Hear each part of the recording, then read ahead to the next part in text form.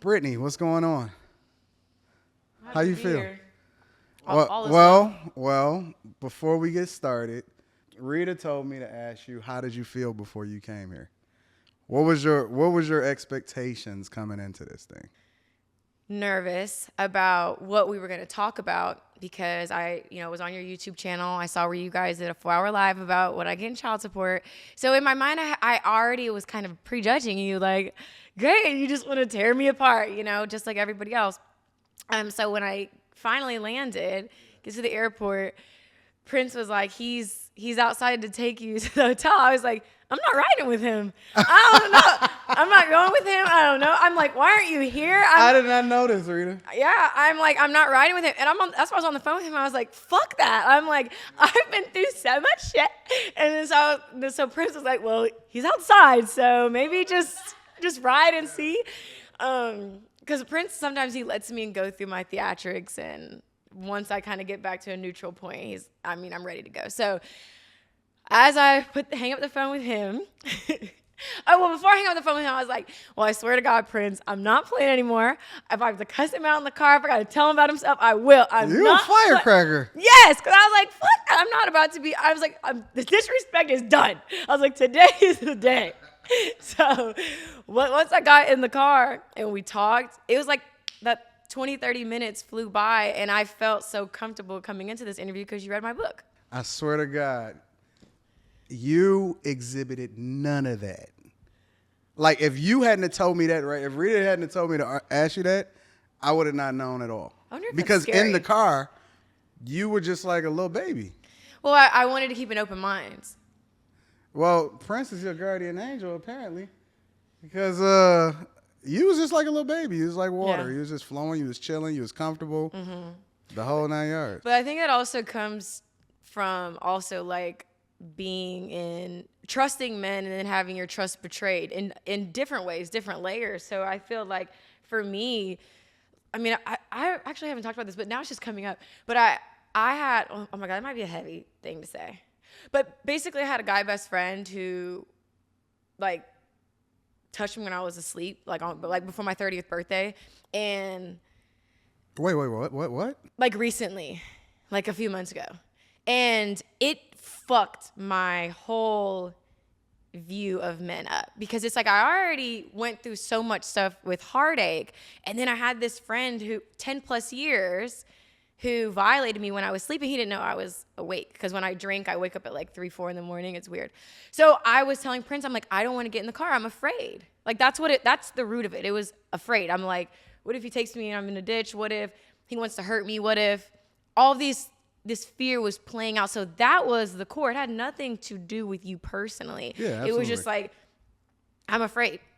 I can't trust men. Men aren't safe. I don't want to ride with him. Why the fuck didn't you tell me I was riding with him? So wait. Let's back up, right? Because one of the things that I've been talking about on my platform extensively, and I've been getting a lot of pushback from it, simply because I think that it's a problem in communities in general that people don't talk about, right? And one of the things that I was telling you when you jumped in the car and we was just kicking in and having a conversation, because I like to build relationships with people, right? One of the things I was telling you was that I just like to go based off of however the flow of the conversation go, right? But to bring it back, one of the things I've been highlighting in the community is that the thing that people have not been talking about is the things that go on in our households or behind the scenes that a lot of people cover up. It's that uncle or, everybody know that guy in the family, and it's a lot of people that's been touched or molested or dealt with in a way that's not, best for that kid when they grow up.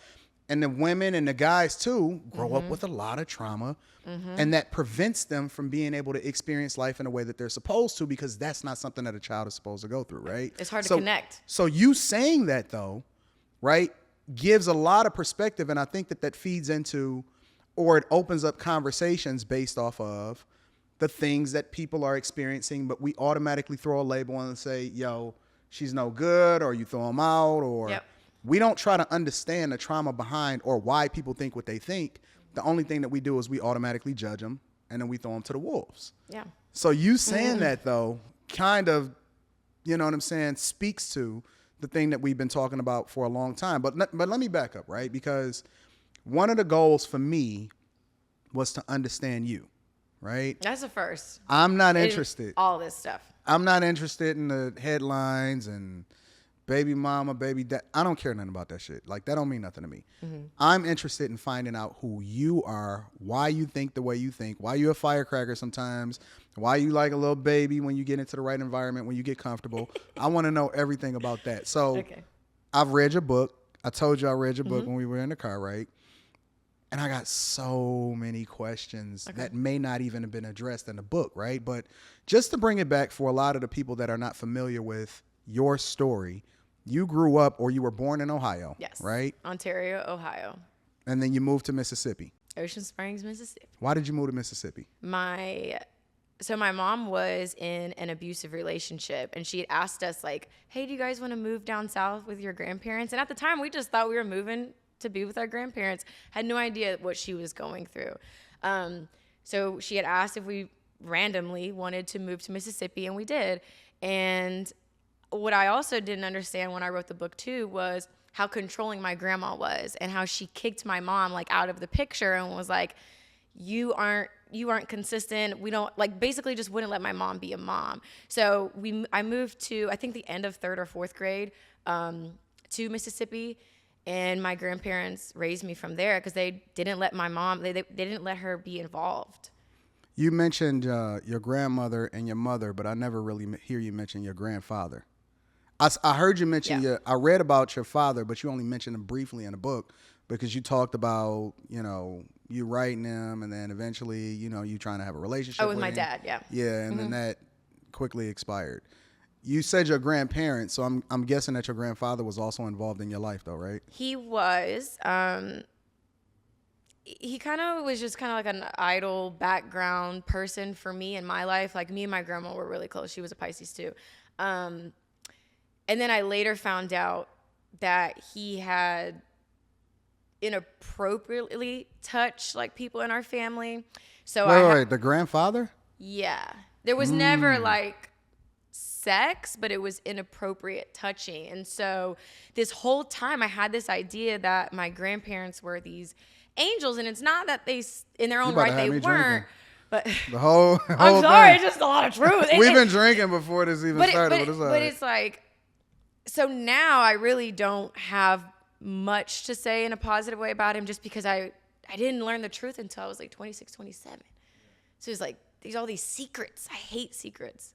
But yeah, that's why I never really talked about him. I was really close to my grandma. That was like, you have that nature about you, and I'm gonna skip around a little bit because in the same way that you choose not to mention him and protect him, I think that even though you are, and I'm gonna give you a little bit of credit right here, right? Okay. The thing that even in the car when we talked off camera, and even when I see you on social media, you tend to take responsibility and ownership of your situation, but you protect guys in a lot of ways that people don't even really understand that you protect them, but you catch a bad end of the stick, right? I feel like I'm gonna need some tissues. No, why is that though? Is that something that's just inherently in you? Because you're the bad guy right now in a lot of people's minds, right? You are the person that's villain, and we hear a lot about the modern women and baby mamas trying to catch people up and all of this other type of stuff. But even recently, when you revealed maybe how much, and I don't really want to get into that, but how much you maybe getting in child support and stuff, you don't really throw people under the bus. I didn't know about your grandfather until we just talked about it right now, right? And neither did all these people watching. And I definitely never talked about that publicly. But you are the villain though. And but you soft. Yeah. You soft in real life. Like, people don't see who you are behind the camera, but you soft in real life. You just cry and all of that other type of stuff. Why? I know I'm definitely gonna need some tissues because I feel like it's like here. Because I feel like it's just like the vibe that you give me. I feel like safe here. Like, you guys just have already made me feel really safe. But I don't know. I think for me, as it pertains to like someone that I love, or we're talking about my child's father, I loved him. I still love him. I don't want to be with him. Thank you. I never wanted anything to be public, but hearts, like, they just don't break even. And I feel like I have been on social media for so long to where I can handle the flack. Like, that's fine, whatever. You guys, I've been called worse by better, you know? And I feel like people have been trying to break me down for years. So a lot of the stuff that I hear isn't new. Outside of that, the way that I spoke to myself on a consistent basis, no one has ever put me down as much as I put myself down in private.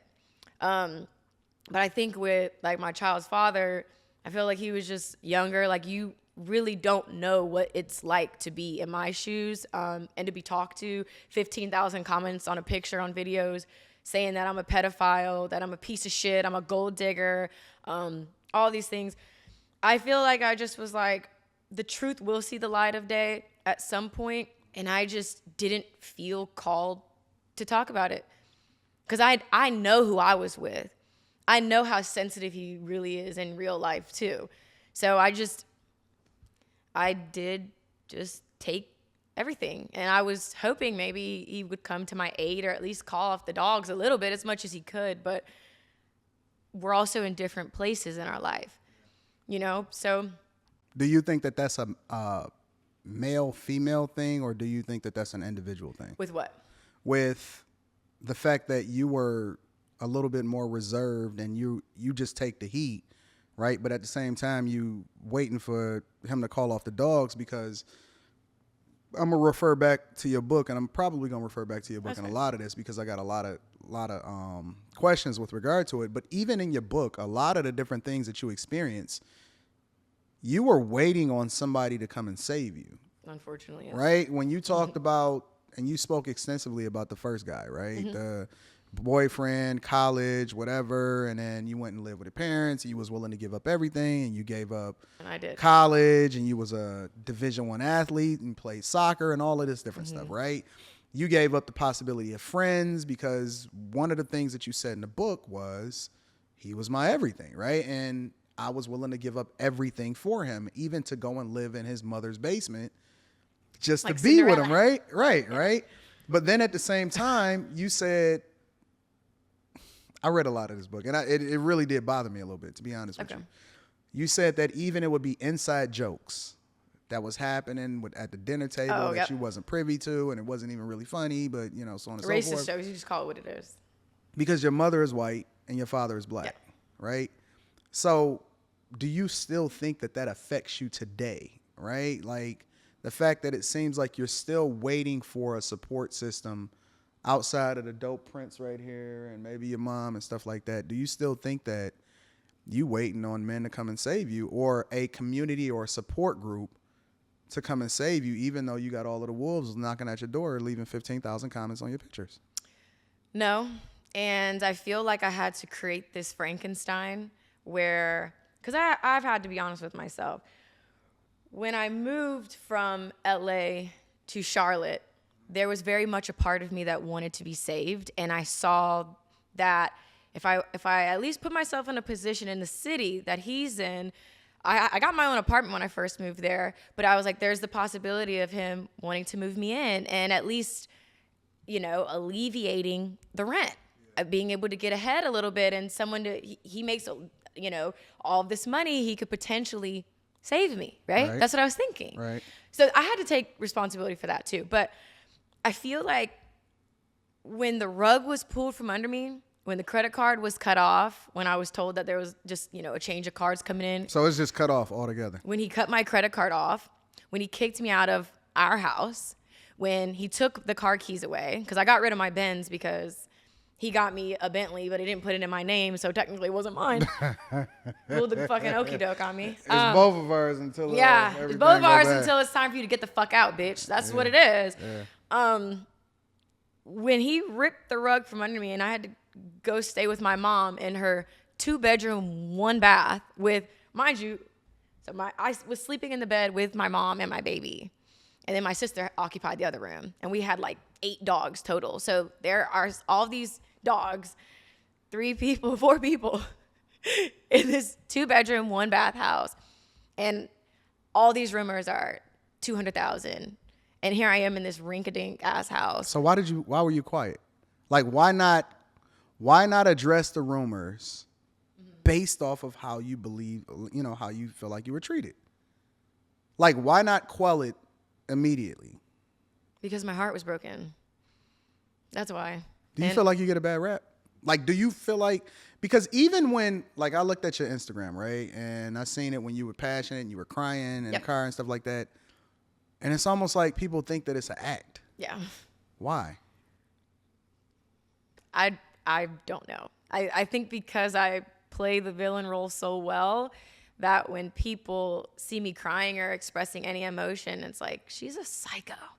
She's a sociopath. She's faking. Like, and scene, like, good job. You cued the tears right on time. And I'm just like, ew, like, that's who I really am. And that's exactly why I don't want to show you guys that. Because when I do show myself, it's still the same shit. So it's like, I might as well just have fun and play into whatever, have fun with social media. But I think the biggest reason why I didn't say anything is because my heart was very much broken and was crying almost every single day for at least a month and a half. You love really hard, though. Yeah. Like, that's the feeling that I got because I read the book and then I listened to the audiobook just to hear you talk, speak it, right? And it seemed like the majority of the people that you've had a relationship with, at least as described in the book, you love them really, really hard, right? And even when, so you talked about threesomes, right? For example. Never again. Well, yeah, never again. Well, you talked about threesomes, but you was talking about how difficult it was as far as the jealousy on his end and then the jealousy on your end at first. But then once you embraced it, then it became jealousy on his end. Mm-hmm. Why do you think that people are even enamored with the idea of including other people in their relationships when they don't even have a solid foundation with what they were doing? Because you kind of described it, and correct me if I'm wrong. Yeah. Like, feel free to correct the story and everything. You kind of described it like you was doing it to kind of fulfill something for him or to ensure that you can keep the relationship. Well, I don't really like to speak for everybody or like maybe why people do it because I think there are transparent, open relationships that are thriving. That wasn't my situation. For me, I felt at the time as a 20-ish, early 20-year-old girl, the only problem in relationships is guys cheating. So what happens if you fix the one problem? So he's not going to cheat on me because we've already eliminated that possibility. And now we're sleeping with girls together. I'm the cool girlfriend. I get invited out to Vegas while all the other girlfriends have to stay at home. Like, I know everything there is to know. So I felt like that was the only problem you could have in relationships was getting cheated on. So I tried my hardest to prevent that from happening. The jokes write themselves. Yeah. Because it seemed like it just became a lot more complicated. Yeah, because then you're seeing the person you love that you really don't want to do this with. You're not really living like that. You don't really want to be with girls. Like, you don't really want to do this. You just want him to be all about you, and he's not. But I guess the interesting thing about it is that you still stuck around for a long time. I low self-esteem.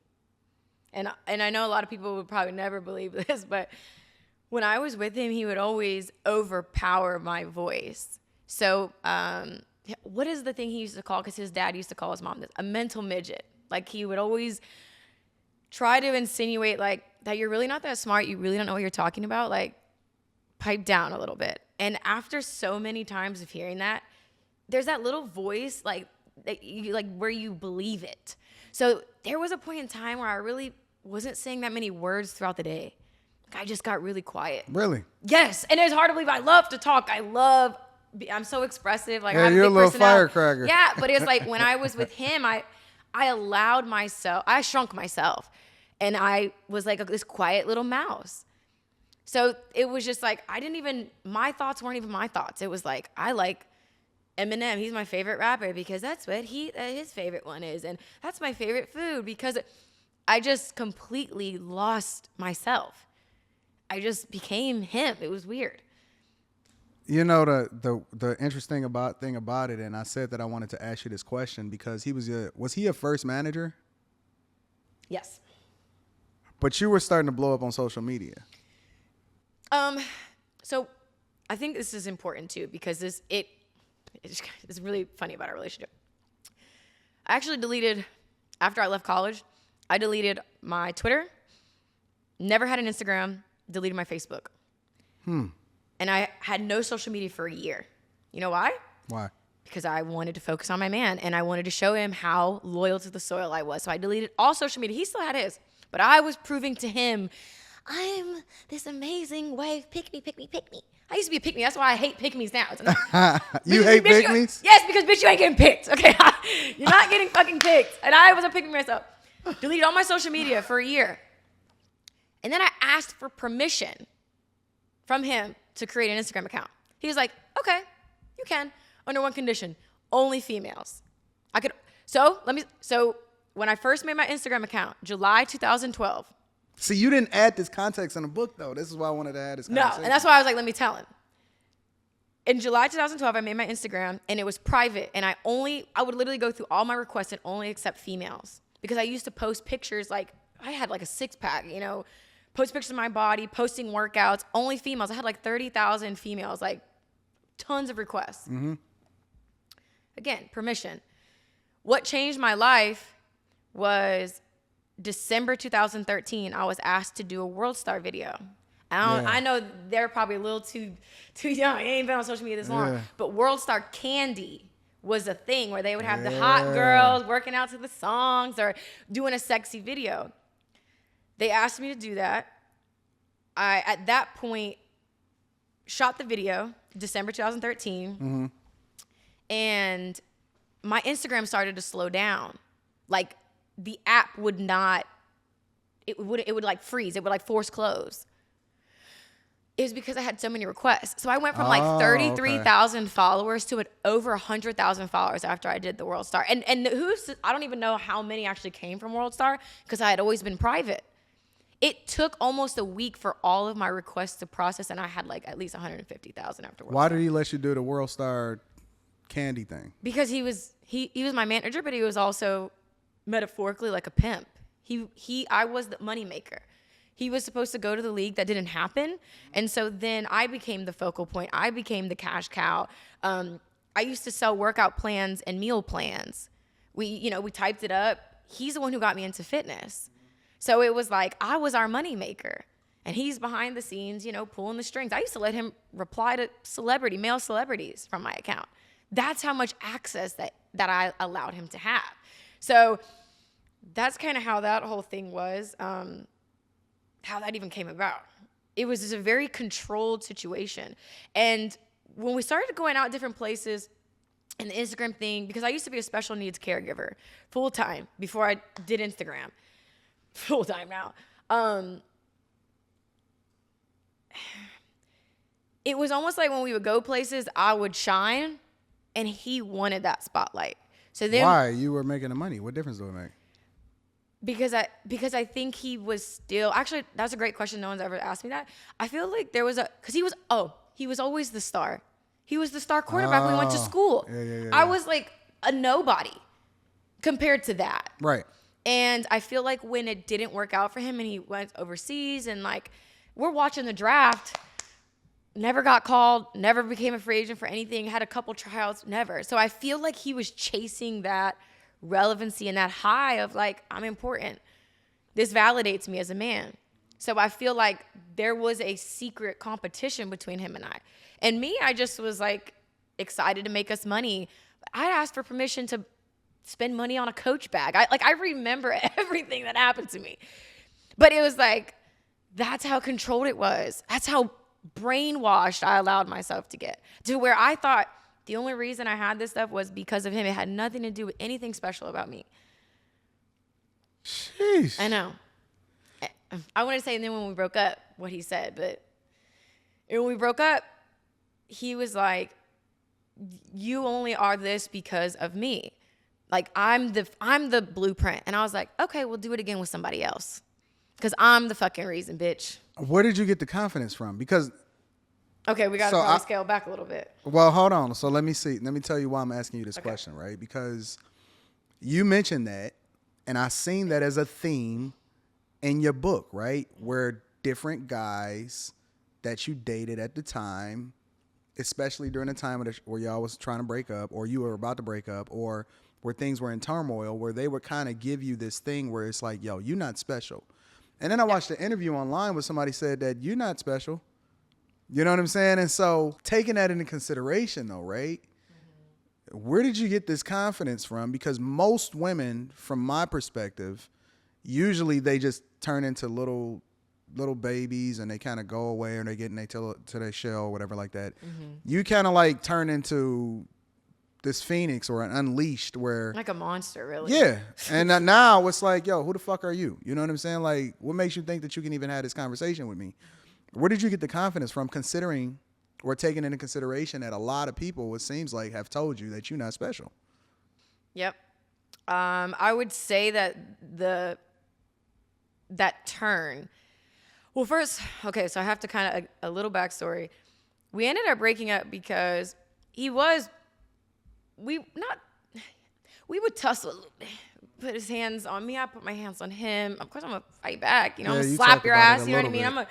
We get abusive. You know what I mean? So it got to a point where I just wanted to stand up for myself. So I realized probably not too long after, I was like, I can't continue like this. Like, I'm unhappy. Like, this is only gonna get worse. So even though I had already dug myself a pretty deep hole, I was like, I'm gonna kill him. Like, you referenced that a lot in the book with different people. And that's why I immediately removed myself. I never had to like get in fights or anything growing up in school. Like, never really anything. I've been in one fight my whole life. That was with my mom. I don't like violence, but it's like when I get to that point, it's like snapped. Like I prison. Like, I'm going 0 to prison. So it's like I'm self-aware enough to know that when I get in that fight or flight, I'm going to fight you and one of us is not going to make it out. So when I broke up with him, I had the courage to break up with him because I was in California. So obviously in the book, I talk about how I had a magazine cover shoot. So I was supposed to come back home. With the studio and going away from the hotel. So I had $11,000 in my account, I think, and I had a place to stay. We went to this rapper's party. We were arguing about it. I didn't do anything, but it was the fact that I went to a party, didn't have service up there. It was just a mess. Oh my God, I'm actually impressed how much I remember, but I'm not suppressing shit anymore. But I realized that I could like run away. Like, I could free myself from it. And when I ended up breaking things off, I didn't go back for any of my stuff. So all my little cute Jackson State hoodies and all that shit I got, I had to just leave that behind. My rabbit that my great grandma got me for my first Easter, I had to leave it behind. But when we broke up, I remember I'd always just get really nervous on camera, like videos. So I would go in the bathroom and like set my phone up, and I would just like become something that I really didn't feel like I was. So like I could like pretend when no one was around, like being this confident, badass bitch, like queen, like nobody can stop me. And that's how it grew to what it is now. It just was talking to myself in a room by myself, because I could never shoot in front of people. Like they couldn't even be on the same floor as me. I'd have to be locked in a room, a bathroom, something. I used to just talk to myself and make videos and just fake it, because I never had that. I never felt like some badass bitch. Like, I never knew my power. So it literally started from just selfie videos in the fucking bathroom by myself. Do you read comments? Kevin actually told me to not. And when he reiterated, "You're crazy, stop reading the comments," I kind of took it seriously when Kevin Samuel said it. I was like, you know what? Why am I in the comments? So I try not to read them. A lot of people that I know that have a lot of visibility on the internet, including Kev, because he told me the same thing. He said, fuck the comments, basically. But a lot of people that don't have a Kevin in their life, for example, right? That's not used to going through it or is going through it, because you're gonna catch hell no matter how positive you are, no matter how negative you are, you're gonna catch hell, right? A lot of people read comments like that have a level of visibility. They are very, very sensitive about the comments. Like, I know NBA players that read fucking comments all the time. They're sick. And you wouldn't think that they are this impacted by what the general public is saying and all of that, right? But they read comments, though. Did your life change as a result of trying to turn that off a little bit, or turning that down, that volume down a little bit? Turning the volume down in terms of like caring. Not reading the comments as much. Oh, I used to definitely read the comments back then. I think I really just thought like maybe I could fake this until like I really made it, right? Like I felt like I could pretend. And one day this would actually be true, that I would feel this confident and secure within myself and feel empowered or not feel, be empowered. So it wasn't even about like turning down the comments. That's actually more something I've done, tuning more of that stuff out in the past like year. Really tuning it out. Really? Just that I used recently? to search my name on Twitter. I stopped searching my name on Twitter, I think, in 2016 because they're ruthless on Twitter. But I think worse than Instagram. But with Instagram comments, I feel like I really don't read them unless I follow you and like I can, scroll the first 10. You don't follow that many people, though. No, and I'm not about to scroll and see what y'all got to say today. I don't want to hear it. I don't know how it's productive to read a bunch of opinions where people don't know me. How is it productive? And words have an effect. Like you've been on social media for a long time too. So it doesn't matter how bionic you think you are, it still hurts. Yeah, you can have your personal truth, this is how I feel, but Why don't people think that you're a real person? Like, honestly, from the outside looking in, right? Before I met you and all of that, I think the narrative is and the perspective is that you are just like this soulless woman that is taking advantage of men with resources and so on and so forth. Like, they don't look at you as a human being. They don't look at you as a person with feelings. They don't look at you as any of that. Why do you think that is? Like, why do you think that we've been conditioned to, or I guess just on a personal level, why do you think that people look at you that way? I feel like I've been trying to figure that out my whole existence, like presence being on social media. Because even in the book I talked about the first story that TMZ broke of me, I was a villain. I had claimed I was pregnant by someone, and that wasn't my choice. That wasn't true. So it's like, for the life of me, even that headline still like just befuddles me to this day. Because why am I a villain? Like, there are certain women who can do worse things and they are absolutely praised. We're not even going to talk about men and women. We know there's a fucking difference. But I don't know. Do you feel misunderstood? Like, honestly. Yeah, of course. And I'm not saying that you feel like you're a victim because... No, I am misunderstood. But I also don't show the person that you were talking to in the car. Now, the video I did recently about forgiveness, that is probably the most accurate video of who I really am on the inside. But I'm only going to show that if I feel safe. And the internet, to me, is not a safe place. That's a place where we're going to have fun and we can hee and ha and troll. But I'm trying to be more of my authentic self on social media. But it is very hard because I'm selective in real life. So sharing those messages, I'm literally only doing it because I feel divinely called to do it. No other reason. A lot of people feel like because you have a lot of followers that you may feel more safe, right? Or you may feel more confident or things like that. But that's not the impression that I get of you. Honestly, okay. As a person that's had conversations with you about how you really feel about different things off camera, right? I don't get that impression, right? The impression that I get of you is that you are very guarded. Mm-hmm. Like you have to really section yourself off, even though the perception is that you are very, very much outgoing and all of this. And you are outgoing. You have a dynamic personality and all of this stuff. But then at the same time, having a level of visibility does not necessarily translate into feeling like you're a rock star. Right. What do you think about that? Like, what is your perspective about people's opinion about being famous versus what it's really like to have that level of visibility? I would say that there's a lot of privileges.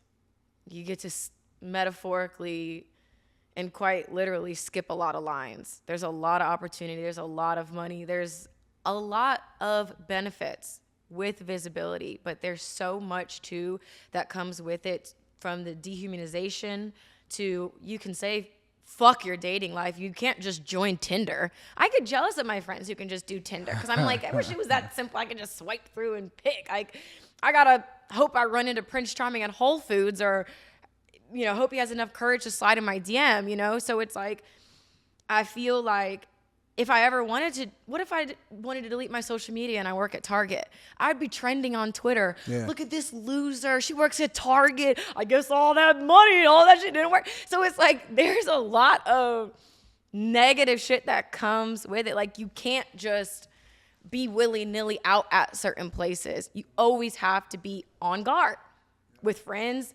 lovers, business. Your whole life changes. Like, people are coming up to you at Starbucks, in the airport. We were out at Cheesecake Factory. Someone tapped me on the shoulder. I mean, she could have, you know what I mean? Yeah. Like, you're so exposed. And there's good things and bad things that come with that. So it's like, does the good or the bad, which one, if you had to pick the good or the bad, as far as like it outweighs one or the other, which one would you say? Based off of what you know now. the good. I mean, the good outweighs all the bad, in my opinion. Is that just you being positive, or is that you just being No, real? I mean, yeah. Because you have a sentiment, or you have this mindset to where you look at the glass half full mentality. So you always gonna look at it from that perspective. When you look at it in real life, is it really worth it? Because I'll give you an example, right? Okay. One of the things that you said, because you met Rita and all of that other type of stuff, and you was like, man, like, I'm not giving up on love now. You know what I'm saying? Like, yes. That sense of normalcy, okay, let me bring it back. No, that's what it is. Let me bring it back for you, Okay. all right? So watch this. In your book, I noticed the trend. A lot of the people that you wind up talking to later on outside of the college experience was people that reached out to you on social media, right? They reached out to you and then eventually translated into something, or you had to open up to the possibility of what if, and then you wind up flying out or whatever, so on and so forth, right? You don't get to meet a person in regular life in a lot of instances because you don't even know if they know who you are before they walk up to you, right? And that's you don't know what scary. the intention is and none of that, right? So taking that in consideration, is it worth it, right? I just had that conversation with my friend Sharika. We were talking about dating, and she's always trying to find solutions for me. And I'm like, it's not that simple. Like, I feel like even if I were to go out to a bar, which I have, like I went out to a bar in Austin, hung out, had a great time, but I had such a positive experience because everybody knew who I was. So I'm already getting some experience that I would not typically get. It's a heightened feeling of acceptance when really it's just because you guys know me on social media, and that's why you're passing the bottle around, or you guys are, just so excited, or the energy is at a certain level. Like, there's a part of me that I will say it's a big trade-off, because I see even your guys' relationship, and I can't help but think, like, a part of me thinks I will never have that. You don't think that you'll ever have a regular relationship? Like a normal, hey, listen, we one big family? Because a lot of the things that you reference, you say, yo, I want to wear the pajamas on Christmas and all of that other type of stuff. You don't think that that's a realistic goal for you? In my heart, it's on my heart, so I know it's real. But from what I've seen so far and feeling kind of like a guinea pig, because I'm one of the OG Instagram girls. Like, you know what I mean? There's a handful of us. But it feels like even if athlete, rapper, or someone in the industry, that most likely won't be a monogamous, committed, devoted relationship like I clearly feel between you guys. But okay, let me lean into the other direction. He doesn't have to be any of that. I still have to question his motives. Like, I always use this example, but it's like, you date someone who's maybe not in that light, but what happens when that light is shining on them? And now they're getting thousands of bitches, because every man I've ever put on my page got hundreds of bitches. Bitches that would have never have even wrote them are writing them because that's the dick I'm sitting on. I want to be equivalent to Brittany Renner. So even if you take a normal guy, I hate that term, but a normal guy, okay, so what happens when you put him in an abnormal situation? Well, he's not used to the limelight anyway, though. So you're damned if you do, damned if you don't. So and then you don't even take into account too, if I don't date somebody of status, well, that's the best you can get. So is it fucking about true love, or is it about what it looks like to you guys? You can't win. And quite frankly, why it's hard for me to, I can't see it because I'm not meant to see it right now. I'm just meant to keep flipping the page and living my life, right? But it feels impossible because who's going to sign up for me? Let me finish. No, I'm just thinking. Who's going to have the courage to love unapologetically, to tune out all of that noise? She's a whore. She's going to use you. You're such a simp. Who as a man? And you know I've told you 30 people, doesn't matter if it's 30 or 300. I've said certain things publicly that I'm going to stand on. What man is going to feel secure enough to date me, feel good enough to be my man, to not feel inadequate and want to talk to other bitches? It's so multi-layered to where it's like, it's not, people think it's someone in the industry or not. They think it's that simple. It's not. So how do you date? How do you determine? $1 million question. How do you determine, right? Because again, I see a trend or I see a pattern, right, in which it seems like the social media way in which somebody reaches out to you is probably the safest way that you feel like somebody can get at you. Yes. Okay, let me I got a couple questions now. Just popped in my head. Okay. Would you date a normal guy? Would you ever consider just a guy? Let's just say this guy and he's a trainer. I was just talking to a trainer. I really liked him. I really liked him a lot. What? Yes. I don't believe that. Yes. Like a personal trainer? Yeah. What the heck? What happened? Okay, so I am really in my like right now I'm leading with a masculine energy. Mm-hmm. I don't get it. I don't feel that from you in real life. In real life, that is not what. Listen, but y'all. At my core, real though, talk. She is not that. Okay, hold on. Because I got a lot of questions. So let me say this: do you think that a woman's energy, whether she's leaning into her femininity, right, or she's operating in this masculine energy as you described, is based off of the environment that she's in and the man that she's up under? Yeah, I mean, I think there's your environment, like what you have going on, and then I think it could also flip too if you are actually being led by a man. You can't help but I don't think it has nothing to do with that though. No, but okay. The reason I say that is because you had a perception before you got in the car. The minute that you got in the car, you let your guard down. Because I realized I was safe. How? How did you know you were safe? You had no clue. Because you're a man. But you still didn't know me. You didn't know me. Women's intuition. And trust me, I'm not. Fair. And trust me, I'm not trying to give you a cookie here for being a good guy. I'm just saying. I'm just saying that you didn't know me. But intuitively, I know. We all know as women. We know who to avoid, who's a fucking creep, who's a good person. Even the way that you spoke to your daughter on the phone. I feel like I could cry. Yeah, he wasn't there when I got I feel like I could have just cried like, damn, like I wish I had a dad like that. Oh, you just need my Cash App, honey? Here you go. Like, what the hell? Like, can bitches want that? You know what I mean? Like, that's like the ideal world. Like, fuck, I want to be your guys' daughter. You know what I mean? Like, that's the feeling that I got. I'm 30 years old, you know? That's just me being honest with you. But, to get to why it didn't work with the trainer is because I feel like I'm super masculine in my household. I'm the husband. I am the provider. My mom, because she lives with me. She helps me take care of my son. So she's cooking. We both clean, but she primarily cleans. So I'm the husband. I'm the dad.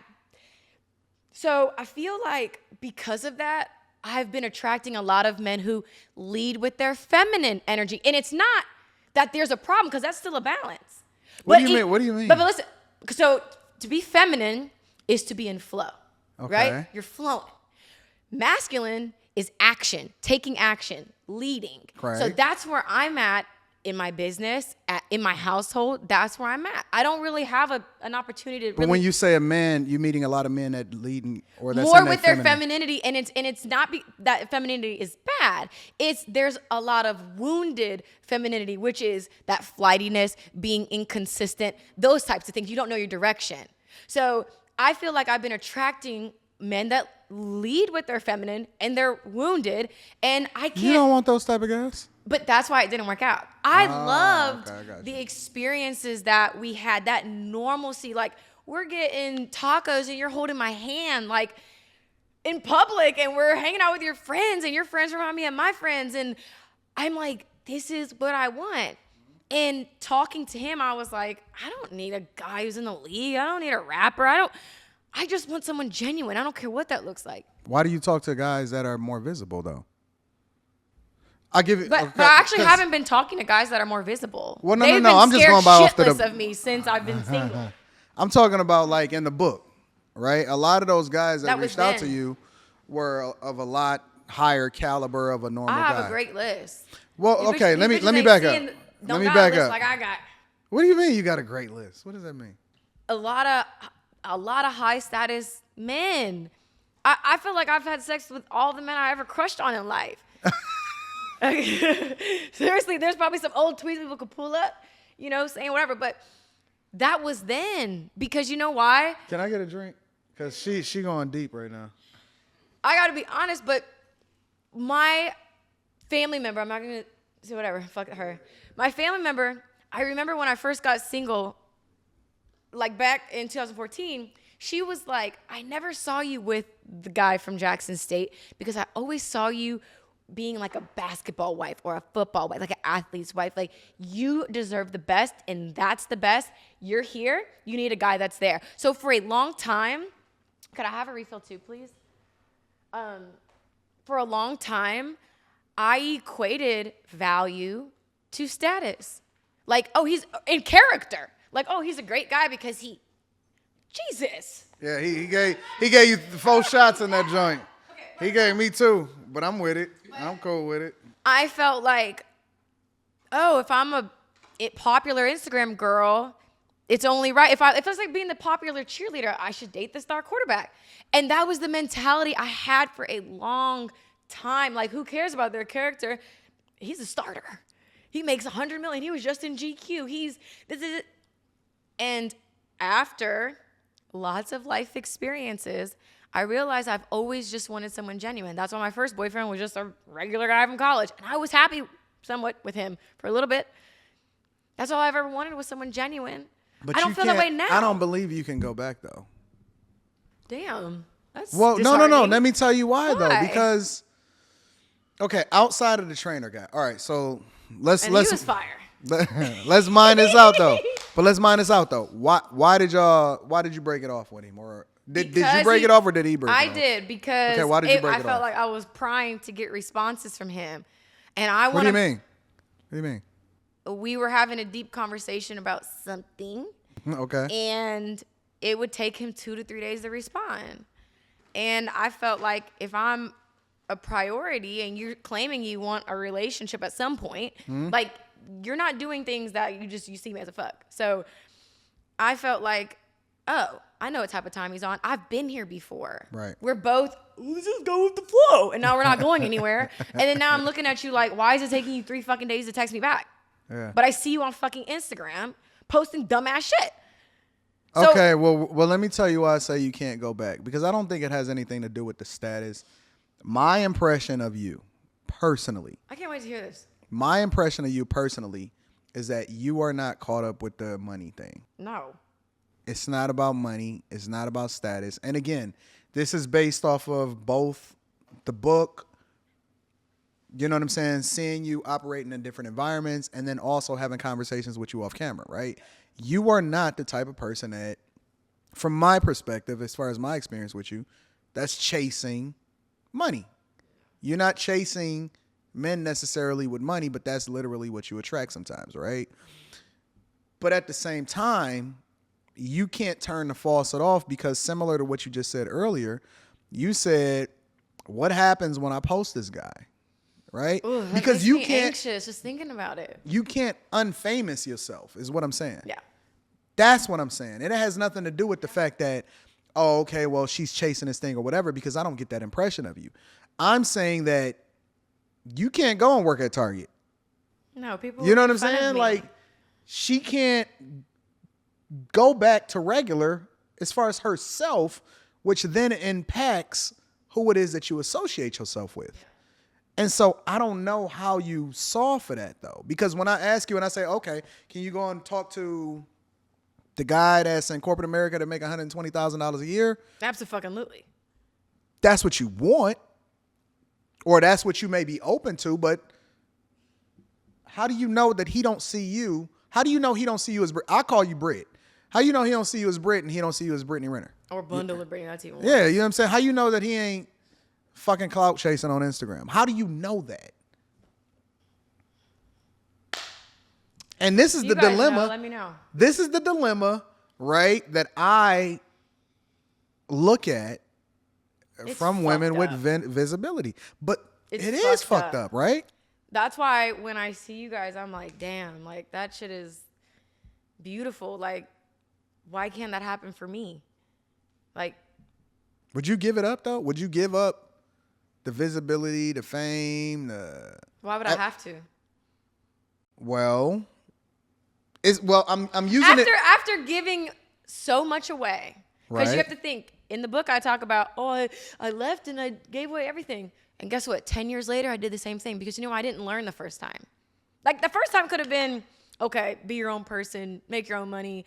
You don't have to lose yourself in a man. I thought I learned that. Well, I don't believe that you should have to, but I'm using an extreme example to kind of illustrate a point, right? How bad do you want one thing okay, over the okay. other, right? Would you be willing to give up everything if you knew for a fact, now obviously none of us know for a fact what the future holds, but if you knew for a fact that this thing was going to end up in pajamas on Christmas every year and all of this other type of shit, would you be willing to give up all of this? Realistically, honestly, would you be willing to give up every fucking... Because this is not just giving up the visibility. This is giving up everything that you fucking worked for your entire life, that you've overcome circumstances and obstacles and issues in order to build for yourself. Is that something that you think you could even do in this extreme example? Give up everything? Yeah. Absolutely the fuck not. I would never do that. Why? I have a purpose. Like whatever people believe in, God, universe, creator, source, whatever. I'm just called to do certain things. I'm called to be in certain spaces. I'm called to take up space. And I, at one point, debated about, when I got pregnant, deleting my social media and just like living go fuck yourself. None of you guys like me anyways. Yeah. I'm gonna just have my family and I'm gonna go. I couldn't do that because it wouldn't be me being my true self. Like, I am a big personality. I challenge these outdated societal norms, and I am a voice for a lot of people who are afraid to speak up. And we've been through different shit. So to say like, oh, could I give it all for love? Like, love is absolutely something that I want, but I can't deny myself. And I think that's where I was like trying to be this housewife, like, oh, I'm not going to post on Instagram. I'm not going to post any videos. I'm going to just disappear. That wasn't me being true to myself. I love the attention. What are we saying? That's why I can deal with the negative shit, because there's just too much fucking positive shit that comes from it. And I love attention. I love people talking about me. I love all that shit. You too real. So that's why I'm like, at this point, fuck no. Like, I take care of shit. Like, I make shit happen. I'm creative as fuck. Like, it would be a disservice to myself and to why I was called to even be here, to just fade off into the background and be in love. Because what happens when they wake up and they don't love you in the morning? Or if they cut the credit card off, or if they take your car, or if they kick you out of your house when your son is 2.5 months old. What do you do then? That's true. The only reason I even had the balls to drop my nuts on that nigga's head, or just period, is because I'm Brittany Renner. Because most women, and I'm not going to say most women, because we don't got to bring other people into this. If I would not have been Brittany Renner, and had the earning potential that I had, I would have stayed. 100 Well, but you got to %. bring other people into it, though. I see why bitches stay now. And I always used to judge women that would stay. I'd be like, you weak ass bitch. Fucking leave. You can't go get a job. But when you get yourself into that hole and you got thousands of dollars worth of bills and you ain't had a job in 10 years or a year, whatever, 9 months, you know what I mean? When I didn't work at all when I was pregnant. I can fucking see why people stay. It actually would have been a lot easier for me to just suck a dick and shut the fuck up. Oh, he's going to go do what he wants to do. I'm going to be taken care of, I guess, kind of taken care of, not really, but taken care of enough to where I don't have to work. I see why women stay now. And I used to judge baby mamas, and I always used to judge women who would stay in marriages. And then I found myself having to make a choice. And I can guarantee, I know for a fact, I would have at least stayed a lot longer if I didn't have the earning potential I did. But I was like, ooh, I'm going to drop my nuts on your head. And I'm going to show you, bitch. Do you think that a lot of that comes from you being kind of left out in the cold? And again, I'm referring back to your book, right? Mm-hmm. Because it seems like when things started to go left with a lot of the different guys, or let me rephrase that. It seems like when you got into the relationship and then the guy got comfortable based off of this, the different descriptions that you've given as far as how how the dynamic of the relationships ended up. When a guy got comfortable, it seems like things started to go left and then you got left out in the cold, right? Mm-hmm. Do you think that's impacting how it is that you see society, or that even influenced how you started to judge baby mamas, or, all of that other type of stuff? Or do you think that that's just the reality? Like, the reality is women that don't have options stay versus, the idea that women should explore the freedom that, or their creativity or their purpose or all of this other type of stuff. And then the relationship needs to just be organic as far as nurturing whatever it is that you are, versus you having to give up something in order to be in this relationship with a person in order to have all of the different things. Like you and Kev had a conversation, and Kev says you got to choose. He did say that. How does that, like, when you look back on that conversation, how does that affect you? It didn't make me feel good. But none of his content made a lot of people feel good. Like, a lot of it didn't, because it's still, there's truth into what he said. So it's not always going to feel good, because that's a true perspective. It may not be for that guy, it may be for that one. When he said I had to choose, it made me feel like I had to choose myself and choose career over what it is I still truly want, which is family, marriage, a bond. I feel like as a woman, you had to make a calculated judgment call. Do I give up this in hopes of that, and then if he leaves me in the morning, I'm ass out? Or do I just say fuck love in general? If he finds me, he finds me. I'll die alone, get a dog and die alone. But I miss him. But I feel like, why are the options so extreme? Why can't women have both? Why can't there be it can't, that don't fly. What do you mean? In most situations, that don't fly. Like, you can't, because you're dealing with an entirely, like, a whole nother human being that also has an objective, right? They also have a narrative that's just been painted into their life, and that, because, like, most guys don't necessarily care about what a woman makes or what it is that she does for a living when they take into consideration whether or not they would talk to her. But once you get into that conversation, you can't say that it doesn't affect what y'all, you know what I'm saying, the dynamic of y'all relationship, Absolutely. Right? Yeah. So when you take that into consideration, you still have to listen to, well, what does this guy want? What is he asking for? What is the objective? Because it's all fun and games in the beginning, and I don't believe in dating. Okay. What do you dating. believe in? I believe that because all dating is trying to deflower and peel back the layers of what somebody truly is, or who somebody truly is, right? And so all dating is a bunch of presentation.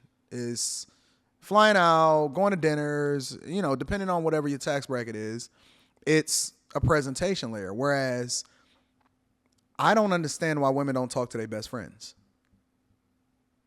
Okay. Because the foundation of a relationship has to be deeper than whatever it is okay. So you're saying being with a guy that's like your best friend. Correct. Okay.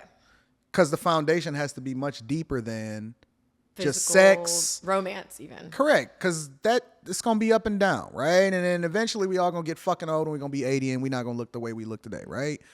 So it has to be much deeper than that. So, that whole presentation layer doesn't make sense. So I don't even know how you choose. How do you evaluate who to talk to? How can you pick and choose? Hey, you know what? I'm gonna give this guy a chance. It's 100,000 people in my DMs, right? I gotta go to the requests folder. How do you even determine who you gonna talk to and who you not gonna talk to? I don't know what That's fucked up. I don't know what I'm supposed to do. I don't know. I don't know a lot of people in my situation that just want something genuine.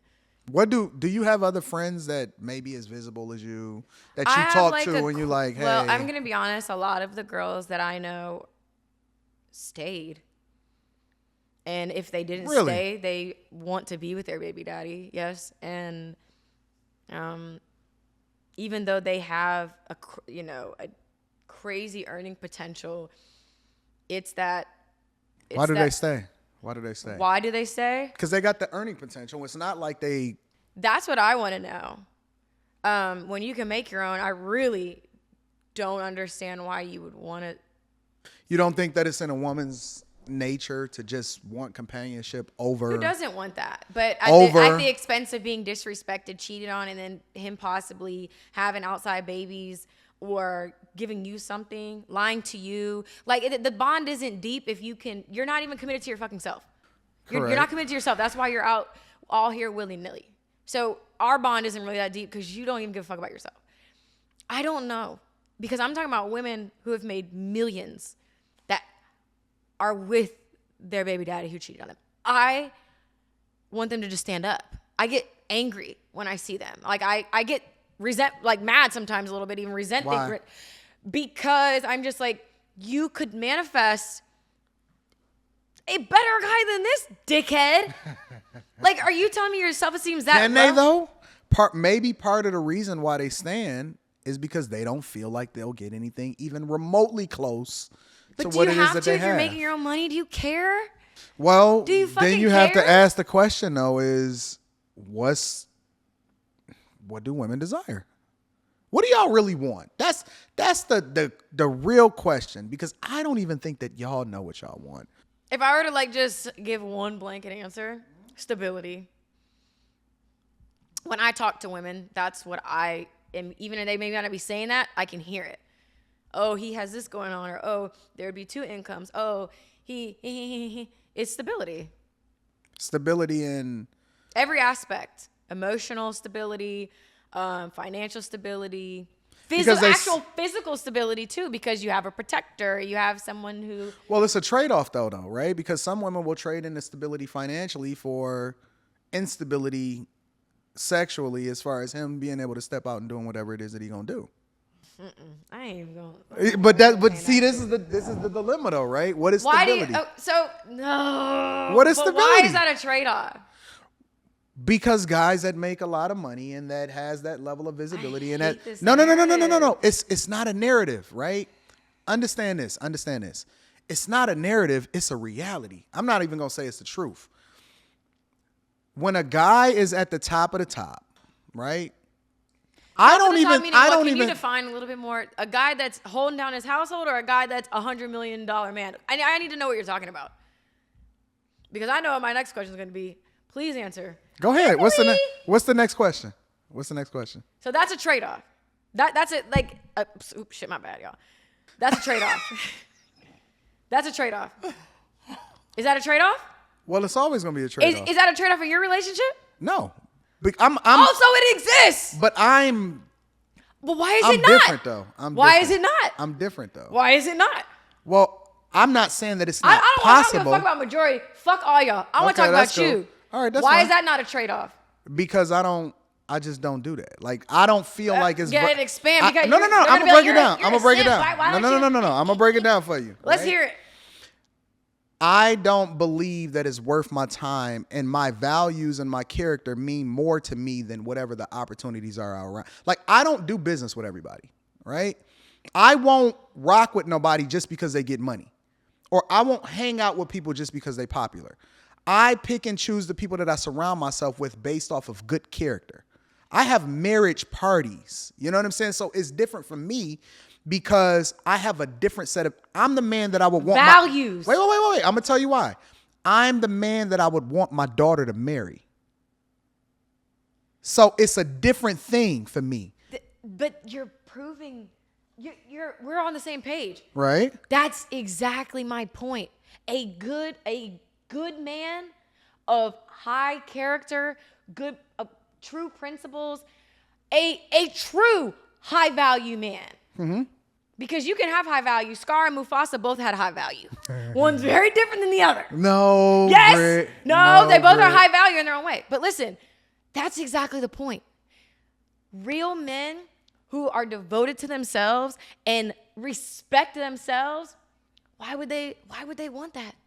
Because but they're out there, though. That's your best friend. That's your business partner. That's your confidant. That's your therapist. It almost maybe sometimes feels like siblings. Like, you know what I mean? Like, that's exactly why I just cannot get with that narrative.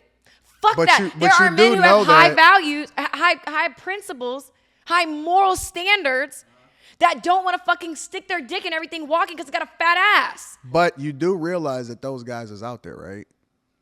Yes, but that's what I'm saying. So it's not a trade-off. Y'all are winning. There's not a negative trade. That's not a negative trade-off. The other side of that conversation, though, is those guys get looked over. Come on, Britt. Those guys get looked over.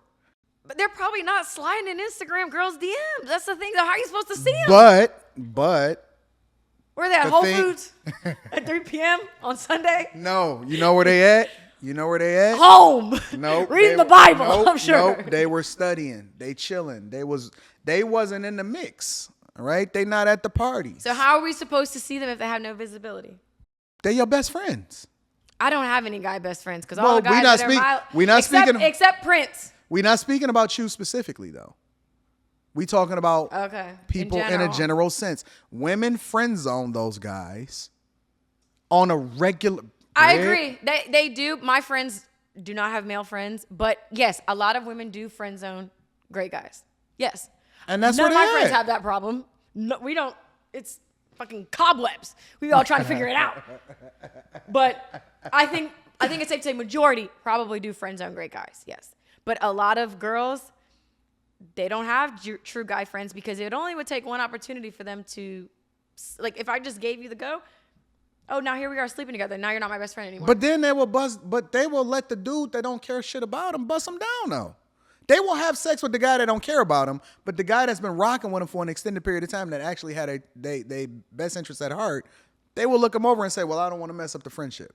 That's the guy that... I think that's personally crazy. I think, like, that the friendship, and I'm learning more about this, even in my last relationship, I don't think I focused enough on our friendship. Like, I didn't really look at him as a friend. You're in a unique situation because you got so many other factors that you got to consider outside of what normal, regular, everyday women have to consider, right? You got to watch out for the snakes. You don't know what true intentions are. Yeah. Then when, just like you described earlier, and being realistic, you don't know how they're going to react once they get into the spotlight or somebody take a photo with you and TMZ showing up outside of your door. And that's a completely different conversation, right? Yeah. So it's different for you. But in a general sense, I would say that most women have passed over the guy that they were supposed to marry. I respectfully disagree, but... Do you? I do. Why? I would just say the women that I know that, like, all my friends are not in this, like, my true best friends, they don't even care if I ever post them on Instagram. Right. But yeah, none of them have that problem. It's more so when they try to have a male friend, there's that thin line where it's like, we as women kind of know, like, oh, well, you would have sex with me, so technically you're not really a friend. Technically, I'm not really safe. Technically, this is just bullshit because you actually want to sleep with me. Like, you're not some wholesome guy that you pretend to be. But why would they want to sleep with you, though? What do you mean? Why wouldn't they? No, why would? It's not that they want it, but they're not leading with that. That's just the nature of a man. Like, our dick get hard. Well, yeah, but you know what I'm saying? That's it's what not I'm that saying. That's what I'm saying. It's like, why don't men just want to just be friends? Well, you know what? To speak to your point, I will say that. No, no, you're right. That's you are right in this instance. Prince is my friend. You are right in this instance. Well, Prince is dope, right? Yeah. And he got some dope Yeezys on. But I will say you are right, because even in my own relationship, like, she asked me to take her virginity and I told her no. Okay. Because I valued her more than, I didn't believe that she knew how valuable she was yet. Okay. And so I was willing to turn her down and protect her from everybody else and wait, versus taking her virginity because I felt like she was more valuable than that, right? Mm-hmm. So I will say you're right in that sense. But in a general sense, just because a guy would sleep with you doesn't necessarily mean that he doesn't have your best interest at heart. I agree. Right? Yeah, because I mean, what's the big deal? So why pass up the guy that actually got your best interest at heart just because you think that he would sleep with you? If you think that he would sleep with you, if you gave him the opportunity, then how were you considering him a friend in the first place? Like, why would you put him in that space where you would consider him a friend if you feel like he would sleep with you if you gave him the opportunity? Because I'm trying to answer this to the best of my abilities, because I'm learning. This is great for me. I'm trying to give guys the opportunity to be my friend and see if they can show up for me emotionally. But in my mind, I do know, well, you don't look at me as just a friend. And that's like been my biggest personal obstacle, is just because I'm like, how can we be friends? Because you don't look at me as that. And I need a friend. Like, I would love a male friend, love male perspective. Like, I ask him questions all the time. What does this mean? What would you think? Like, because men and women just think so different. And like, a lot of times we're just off. I mean, it's possible. I feel like. They're about to have me lit up. I don't know. I guess we might need to get another bottle. Real talk. My eyes is glossy and everything. I'm good. But I think that's where I've been dating now, because I was kind of like being strung along, allowing myself to be strung along for a while. But, and I say that because after my breakup, I was just trying to cling on to something safe. Yeah. I just wanted some type of shelter, even if it was like a cardboard box outside in the pouring rain. And so I was dealing with someone for almost like a year. And then probably in about June, I actually started dating. I used to think it was so gross to talk to multiple guys at once. Whether you're sleeping with them or not, I was like, I only wanted to talk to one guy at a time. And I realized that's not a very effective method. And then that is a committed relationship on my end while they're still open. So I really am like new to all of this. I know, despite what people think about me, I'm wholesome and I'm trying to figure it out. Yeah. Like, I'm trying to navigate this space. And just like everyone else, like, I crave connection too. When you writing another book? I don't know. I feel like whenever I'm meant to, I'll feel it. I feel like there's probably maybe a few things I have to do before I do that. And then a part of me, like, when I think about what I'm actually saying to you now, is like, I think there's like a part of me that's like apprehensive to really just like tell the whole truth. Like, because so much of me has protected people in my family, or, you know, my child's father, his family, how I've been treated, and like the reality of my life being so mistreated behind closed doors. Yeah. It's like, I'm not there yet, but I think I will be soon, whenever that's meant to be. I'm just not ready yet. And that's fair. I mean, I don't think that you should write it until you're ready, but I wish people could see, because I think that communication is not entirely based off of what it is that we saying back and forth to each other, but I think that communication is everything else, is 90% of all of the other intangibles. It's your body language, it's your sentiment, is whether or not you kick your feet up in the car when you jump in, you know what I'm saying? That tells more of a story of how you are and who you really are, and I don't think that that's really being communicated about you. Yeah, it's not. In social media. I honestly don't. I think that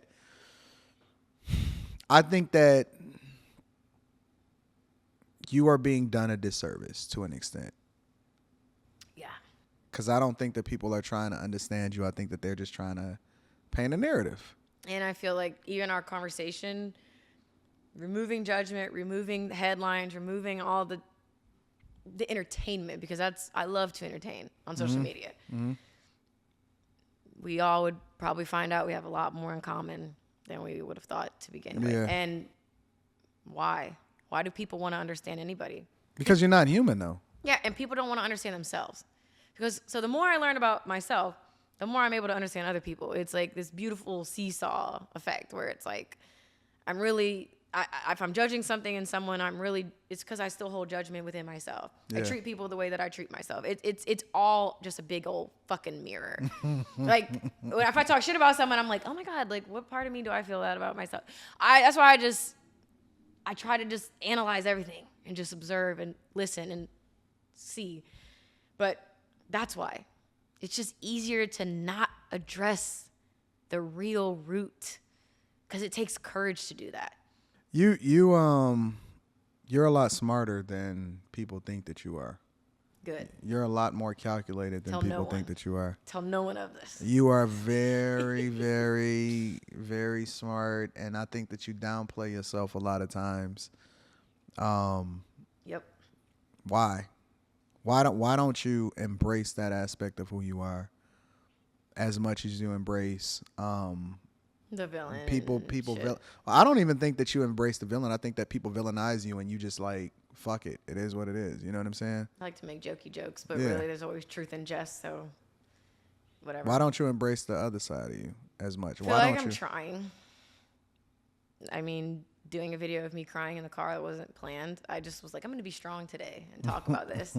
And then I can't even do the fucking video. And I wasn't even going to put that in there, but my friend was like, you should put the truth out there, though. You were crying in the car, literally crying in the car. Yeah. I'm trying to show more of that because I feel like there's not a lot of people who are in my position that are being genuine. Yeah. Because it's just easier to just post and go, or to post what people want to see, or to act like you're strong and really you were crying in the car. It's easier to do that. Do you worry about what people think about you, though? I think in a general sense? I think it's just like I'm such a sensitive, caring, loving person, giving person, that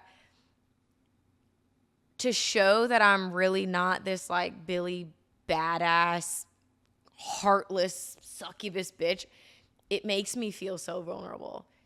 And it's just that fear of like being vulnerable and people tearing you apart. Like we could go going back to the crying in the car video, but that's why a lot of times I would always shut that out. Now I'm welcoming that because that's really who I am. But I think I'm trying. Even having this conversation with you, I'm like, I'm going to tell the whole truth. Nothing but the truth, so help me God. Like, if I got to cry, if I need some tissues, if I want to drink, if I want to cuss, like, I want to just be myself. And if people hate who I really am, I can live with that. But I feel like people hate a fucking Frankenstein that I've created. I think that people just look at the clips. They don't look at the entire picture. Yeah. Because it's people not really trying. They don't want to really listen to an hour of this. They want to take the high moments where you're maybe checking me potentially, or I'm going in on you. Like, people want the negativity. They like that shit. But we don't have any of that, though. No, we don't. We definitely don't. We would have to figure out what the fuck. Honestly, no. I mean, feel like they would like just this honest shit. But I think that this is the void that's missing, to be honest with you. And even, I was telling Rita, and I was having a conversation with her, and I said, yo, I'm not interested in the gossipy shit. Like, I'm interested in having genuine conversation because I want to know how her brain works. I want to know why she thinks the way she thinks. I want to know how the things that she's experienced in her past affect, who she is today and things like that, which is why I went and picked up the book, right? And then I deep dive, into certain aspect of it. And I still got some questions for you because see, like you mentioned friends, and that's one of the things that wasn't really highlighted except for a couple different times in the book. As far as friendships, right? Because we talk about a lot about relationships, and we talk a lot about celebrity and money and all of this other type of stuff, right? As you continue to ascend, how do you know somebody actually has your best interest at heart? How do you know somebody that you want to have in your circle? You know what I'm saying? Because in the book, you didn't really reference a lot of friends because you said that you gave up a lot of your life or a lot of your support system in order to be able to support somebody else. How do you deal with that from a friendship perspective? How do you deal with, you know, trying to mine through who actually wants the best for you versus, you know, people that are just trying to use you in order to get a sound clip? I am constantly evaluating my relationships. I just Even the ones that you've had? I just ended a friendship with someone that I've been close with since 6th grade. I don't care. Sheesh. I don't care. That's where I am. And I'm starting to become more and more like that in my love life. But that's where I have to be cutthroat. I have to see the truth for what it is. I don't care about history. I care about what's going on right now. And sometimes people, too, think history, oh, that means she's so great and she cares about you and she wants the best for you. But a lot of times, too, people think they should be able to reap the benefits because they were there and that you owe them something. And, like, I actually care about you, unlike all these other people who are fans of you. Meanwhile, they're feeling entitled and want to have the benefits but are masking it as something else. So I'm constantly evaluating and really listening and looking at people, from my mom, my sister, my best friend, to my fucking dog, okay? Like, I'm looking at how everybody behaves. Maybe almost sometimes in a hypersensitive way that's, I'm sure, probably a little bit unhealthy because it needs to be more balanced. But I'm always looking. I'm always listening. And I know that when that relationship has expired, that I have to accept that. So I don't ever give anybody passes or try to prolong anything. If I start getting red flags, or I'm having these feelings of doubt, or I'm getting hearing passive aggressive shit, because when motherfuckers are passive, I get aggressive. Okay, but I have to address everything and be honest in that moment. So if it comes time to cutting you off, I know I at least went through all of the steps to bring attention to the behavior, give you the opportunity to change it, and if it doesn't change, then I cut you off. Okay. So it is. I'm constantly evaluating people. Because I cut off fucking family. Rita know, like, I don't fuck around. Like, I cut off people all the time. But yeah. So that's one side of it. The other side of it is new friends. Mm-hmm. How do you evaluate, or because I think that we even use the term friend really loosely. Yeah. Right. How do you know if somebody that you meet that actually has your best interest at heart, how do you know that they should be somebody that you should start even having in your inner circle, or somebody that you would even consider to be a friend? I feel like even just with meeting you both, it's intuitively I know that you so guys it's just are people kind that of I an can, intuition type yeah, thing. it's like I know from past experiences. I know when the energy's off, when it shifts, when it's right, you can feel it, all those different stages. And I never deny my gut feeling. So it's like, that's why I feel like I changed my outfit. I got my shoes off.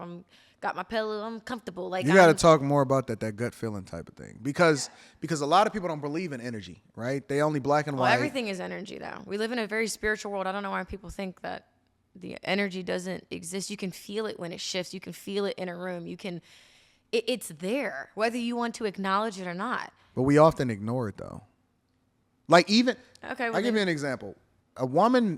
I believe that a woman knows that a guy is cheating on her before she ever have any ounce of evidence, but she ignores it.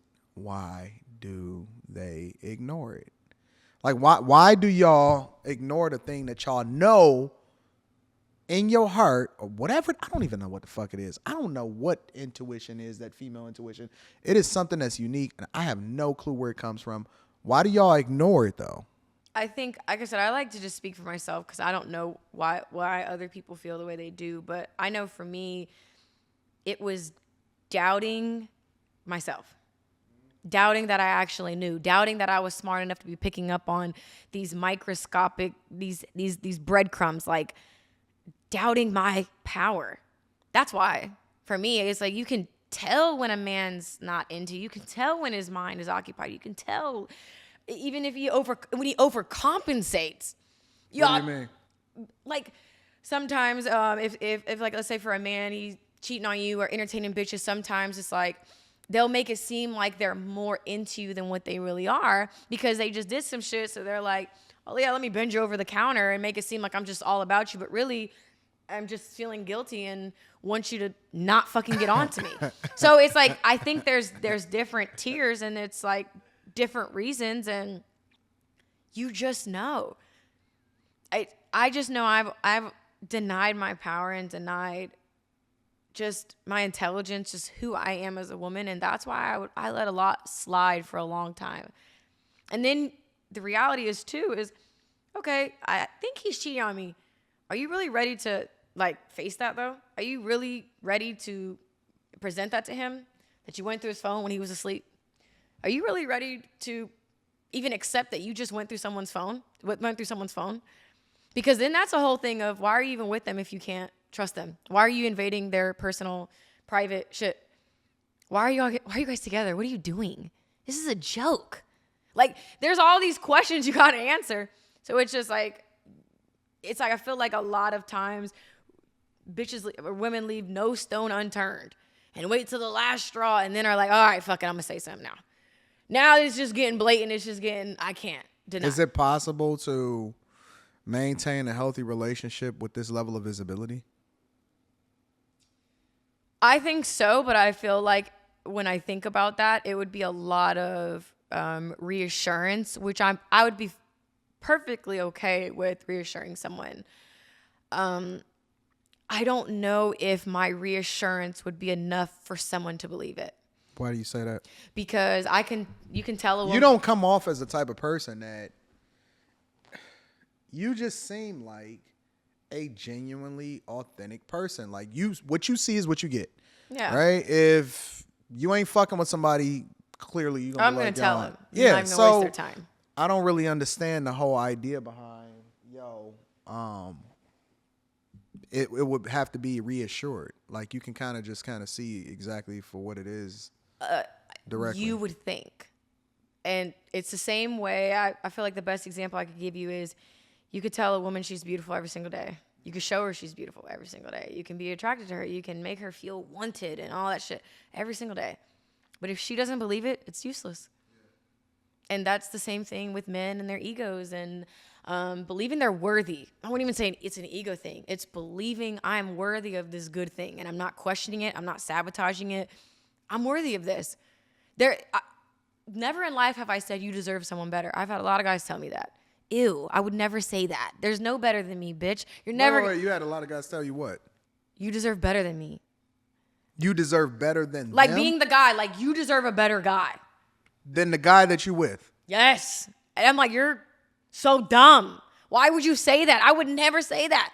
I don't care what I did to you. I would never be like, yeah, you deserve someone better than me. Baby, you with the best.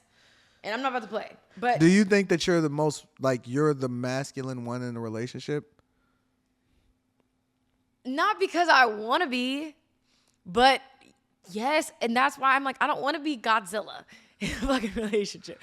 I don't want to fucking plan dates and be King Kong. I don't want to do that because at my core, I'm just, that's how I am. But people are, they just see me beating my chest and yeah, fuck guys and all this bullshit, like, I feel like they can't look past, but that's why I feel like I attract a lot of men who lead with a wounded, again, that's important, wounded versus healed, a wounded feminine part of them. So you're flighty, you're inconsistent, you don't know where we're going, and you're like, this bitch knows where she's going, I'm following her. And at my core, I'm going to start to resent you because I really just want to be feminine. I want to lean more into that. I don't want to have to be a man. But I'm also questioning, what if that's my dynamic, though? What do you mean? Why you say you questioning it? Because I'm also open to the idea of, well, what would be so wrong with me leading with my masculine in a relationship, period? What's wrong with that? If there's a balance. But then that's where I just go back to, at my core, I want a man to know what the fuck he wants. I have no... Well, you just answered your own question, though. Did I? Yeah. You saying what's wrong with it, and now you saying, well, what's wrong with it is that at my core, that's not really what I want to be. But that's why, it's like I want to keep an open mind. So for argument's sake, I'm like, well, maybe it could still work. But at my core, I'm like, no, I cannot respect men who don't lead. Exactly. I've been calling them. So you literally just answered your own question. You said, yes. yo, I don't respect guys that don't. But at the same time, this is the environments in which I've been existing in. Yes, I have not met. I thought I met a manly man, and like I said, it's not even a manly man. I want to correct myself. It's about the balance, a healthy balance of a man embodying both. It's impossible. Okay, because you're gonna be embodying both, but you're gonna lean more into one. Nope. We have masculine and feminine energy. We have both. Nope. Yes, we do. I don't have that. So you don't have any type of flow. I don't. Okay, when you're talking about masculine and because we got to define it, we got to break it down first, right? When you talk about masculine, I'm talking about action, taking lead. Right. But feminine is flow. I don't have a cutoff. I don't have a cutoff. Like one of the things that Rita say about me a lot of times is that like I don't have any kind of temperance. I don't have a middle road. Like I'm always on. I'm always fucking on. I don't like I'm in go mode. And it's very hard for me to see. My biggest problem is to pull back. Mm-hmm. You know what I'm saying? To take it in consideration, to listen, or whatever, so on and so forth. Because I'm always like, yo, I got to fucking conquer the world. Okay. You know what I'm saying? So it's very difficult for me to even consider something from a feminine energy perspective, right? And that I'm a savage. You know what I'm saying? Like, I don't give a fuck. Even to the point to where I've had to change and evolve, even in my own relationship, to the point to where communicating effectively for me had to be taking into consideration how she felt versus I'm saying, yo, you do understand I'm out here conquering the fucking world, right? You live this phenomenal life. You drive all of these awesome cars. You travel where you want to go to. You got an unlimited spending budget.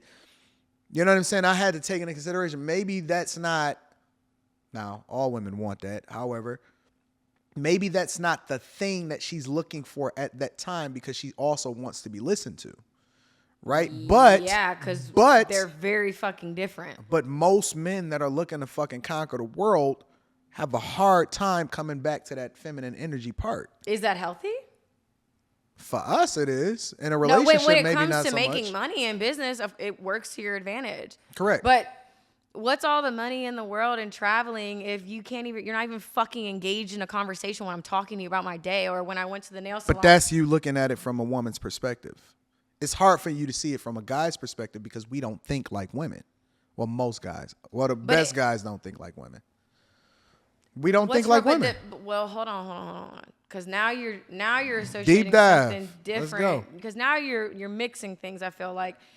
Because in reality, there is yin and yang. Mm-hmm. You embody both, whether you want to believe it or not. You may lean. Everything is energy, and we have both. That it's just is. That's what it is. I'm gonna actually send you some stuff on Instagram that I feel like would actually be really all right. Send it because I can't see it. Because I think what happens is too when men hear the word feminine, they think, I ain't no bitch. Like I ain't doing this. No, I know what you mean. No, but it's like the nurturing part, like the flow, the caretaking, like that's the listening, like that's that. And I'm not even gonna just limit that to just being feminine, but you have both, okay? I would say, as an outsider, you never taking a break is not healthy. Do I have both, Rita? Honestly, in your opinion. I don't think. I mean, you don't portray it. I'll say that. If that works for y'all, it works for y'all. Well, no. I'm not talking about whether or not it works because honestly, I've evolved a lot to where I do take more into consideration. See, she looking like, I don't know about that. Look, I'm a monster. Yeah, but you got to understand that you can be strong and you can also be gentle. There are two polarizing properties that can both exist at the same exact time. But it's not something that I try to do. It's just something that I but I'm saying strength isn't just limited to being a monster. Strength is also being able to come home and listen, being able to have emotionally support someone. Outside of financial support, yes, everybody wants that. Great, cool. But what about are you even an active listener? I think that I am, but she would say that she wants me to listen more. Okay, so let's pause that for a second. Okay. Because how you feel is how you feel. That's her truth. So there is truth to what she's saying. Her perspective is valid. All feelings are valid, right? Mm-hmm. So for you to be like, well, I feel like I listened to you enough. Okay, I'm sorry. Did I ask you? Or did you ask me? Well, Because I'm telling you, I don't feel supported. I don't feel like you're listening well enough. I'm going to need you to tweak something because you're not listening. Or there may be something wrong with you. Also. Maybe there's something wrong with the both of us. Maybe, right? But God forbid it be you. No, that's not what I'm saying, though. God forbid. But we are all perfectly flawed. Oh, okay, well then take some accountability. Then maybe you. No, I'm not saying that I'm not, though. Okay, but I it agree. could be you, right? Agree. But No, I'm saying, if she's 100%. saying you're not listening, that you could be a better listener. Why not take into consideration what she's saying? I do. Every perspective, it doesn't matter how fucked up someone's perspective is, whether you're a terrible listener or you're a great listener. There is truth in every perspective on this world. That's why I love all Correct. these. Let me finish. That's why I love all these different podcasts. I don't care if they're shaming women or whatever the fuck. You know why? Because there are people that fucking agree and that is their truth, whether right, wrong, or But that's indifferent. a problem. That's a problem, Britt. And I'm gonna tell you Not why that's all. a We problem. don't gotta think the same. You don't have to agree. But the You can reason why respect that's what a I'm problem saying. is that just because people agree don't mean that it's necessarily the truth or is right. Because a lot of people agree for the wrong reasons. I'll give you an example, right? I'll use an example on the man side. You can have these incels, right? A guy that is fucking mad because he never got women, or he never gave a shot, or he was never the high school quarterback, or he joined a fucking fraternity for the wrong reasons, not for the networking opportunity, but because he felt like it was a better way for him to get women, right? And just because he aligns with somebody that say fuck women doesn't necessarily mean that that's the right way in which he's supposed to operate, but he feel like it's his truth because that's his life experiences, right? So he's going to glean or he's going to lean into this thing that makes him more of an incel, but it doesn't necessarily mean that it's going to be productive for his life. No, I'm not saying it's productive. I'm saying that it's still true and it's still valid. So if I was last picked at volleyball and now all of a sudden, or not volleyball, dodgeball, and now all of a sudden I get to have all these women and I want to fuck 100 of them every night to feel like I'm getting my power back, there's still truth and validity in what I'm experiencing. That doesn't mean that it's productive long term, but in that moment, as a former man-hater myself, I can say that my perspective and my feelings were still valid. If I have shitty experiences with men and I hate them, I'm allowed to feel that way. Now, is that productive and progressive to having a husband and family? No. But my feelings were still valid. I'm still allowed to feel that way. Just like you don't have to agree that you're not the best listener. But if that's your best friend, that's your partner, that's everything, maybe you could take a couple steps back because the bigger picture is frameless. You could take a couple steps back and see, well, how could I be a more supportive listener? What does it mean when she's listening to me? How would you feel if she's like, yeah, you what at work? Okay. That's not Cool. the same thing, Britt. It's not the same thing, Britt. I'm about to go shopping. Nope. Like, how would you? But I'm It's saying, not the same okay, but thing, answer. Britt. How would you feel? No. How would you feel if she didn't really listen to you? I wouldn't care. Oh boy. Ask her. I wouldn't trip. Would I care? heard her noise. I don't need to ask her anything because her non-verbal statement already told me everything I need to know. So I'll give you an example, right? You don't got to give me an example. No. I just heard it. I'm gonna give you an example in a general sense, right? A woman's perspective. No, you stay right there. She need to come over here. A woman's, like, for example, right? A woman's perspective as far as how a man loves. And I'm not talking about somebody that says, yo, I love you or whatever like that, because that's fucking fleeting, right? Okay. A lot of people say shit and they say, oh, I love you back just because they used to saying it. Doesn't necessarily mean that they actually mean it or they even know what love is. It just means that they're just using it because that's their normal cadence in which they communicate with each other, right? Okay. But let's just say, for example, a lot of times because women are more nurturing, right? They need that confirmation or they need that communication in their minds. They might not even be saying shit, but just because they can get out what it is that they feel, they may feel more completed as a result of that, you listening to them or they're feeling like you listening to them. A man's perspective of what love is the fact that the lights cut on and off. You know what I'm saying? Is that he out here fucking killing himself every single day to make sure that he provides and protects for you. So because he doesn't communicate that, hey, I am doing this or I love you or so on and so forth, it's a miscommunication between both parties, not necessarily because he doesn't love her, but his perspective of what love is different from hers because they're just innately two different types of people. They are a man and a woman, and their purpose on this earth is different, right? So it doesn't mean that he doesn't love her, or it doesn't mean that he doesn't communicate, but his form of communication is through his actions and the fact that he's going out and killing himself every day. And so she doesn't feel like she's getting what she needs out of it because he's not communicating the way that she wants him to, but it doesn't mean that he doesn't love her. And so the thing, and this is one of the reasons why I think that this conversation is important between both of us, because we're looking to understand one another instead of debate each other, right? When I hear you talk, I'm like, man, that's crazy, because when I put it together with the book, so on and so forth, it gives me a better perspective of who you are as a person. But it doesn't mean that it invalidates you, but it also means that I have a different perspective because I'm comparing that with my own life experiences and saying that, but men think a little bit differently like this. You know what I'm saying? Mm-hmm. So men just communicate differently than women because innately we are just two different types of creatures. Okay. That's just the way that we are. Men do shit and they be like, yo, but what about them fucking lights over there? And they be like, yeah, but you never got me a flower in the last 3 months. You know what I'm saying? It's just a completely different perspective of how men and women communicate. Mm-hmm. But I don't think that either one of us are looking to understand each other, just men and women in general. They just looking to be validated by saying that, but he hasn't paid attention to me in the last 3 months. I feel like I gotta put that down because there's a lot to unpack in what you just said. But like, as someone who has a son, mm-hmm. and dealing with a lot of people's sons. You got your hands full. I truly believe that the way that we condition men, we are responsible for. Okay? There needs to be some accountability with that.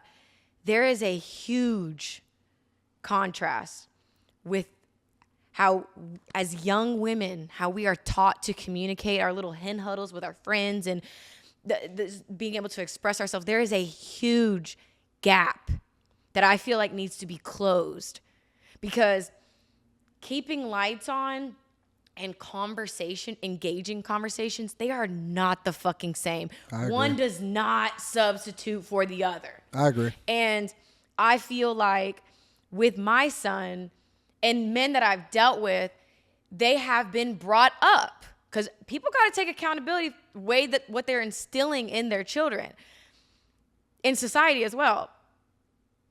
You guys are teaching men to shut the fuck up, and they're bitches and they're pussies and they're this and they're simps and they're that. And that's why there's such a fucking, like, why are we speaking different languages? You're talking about women who are from a young age talking.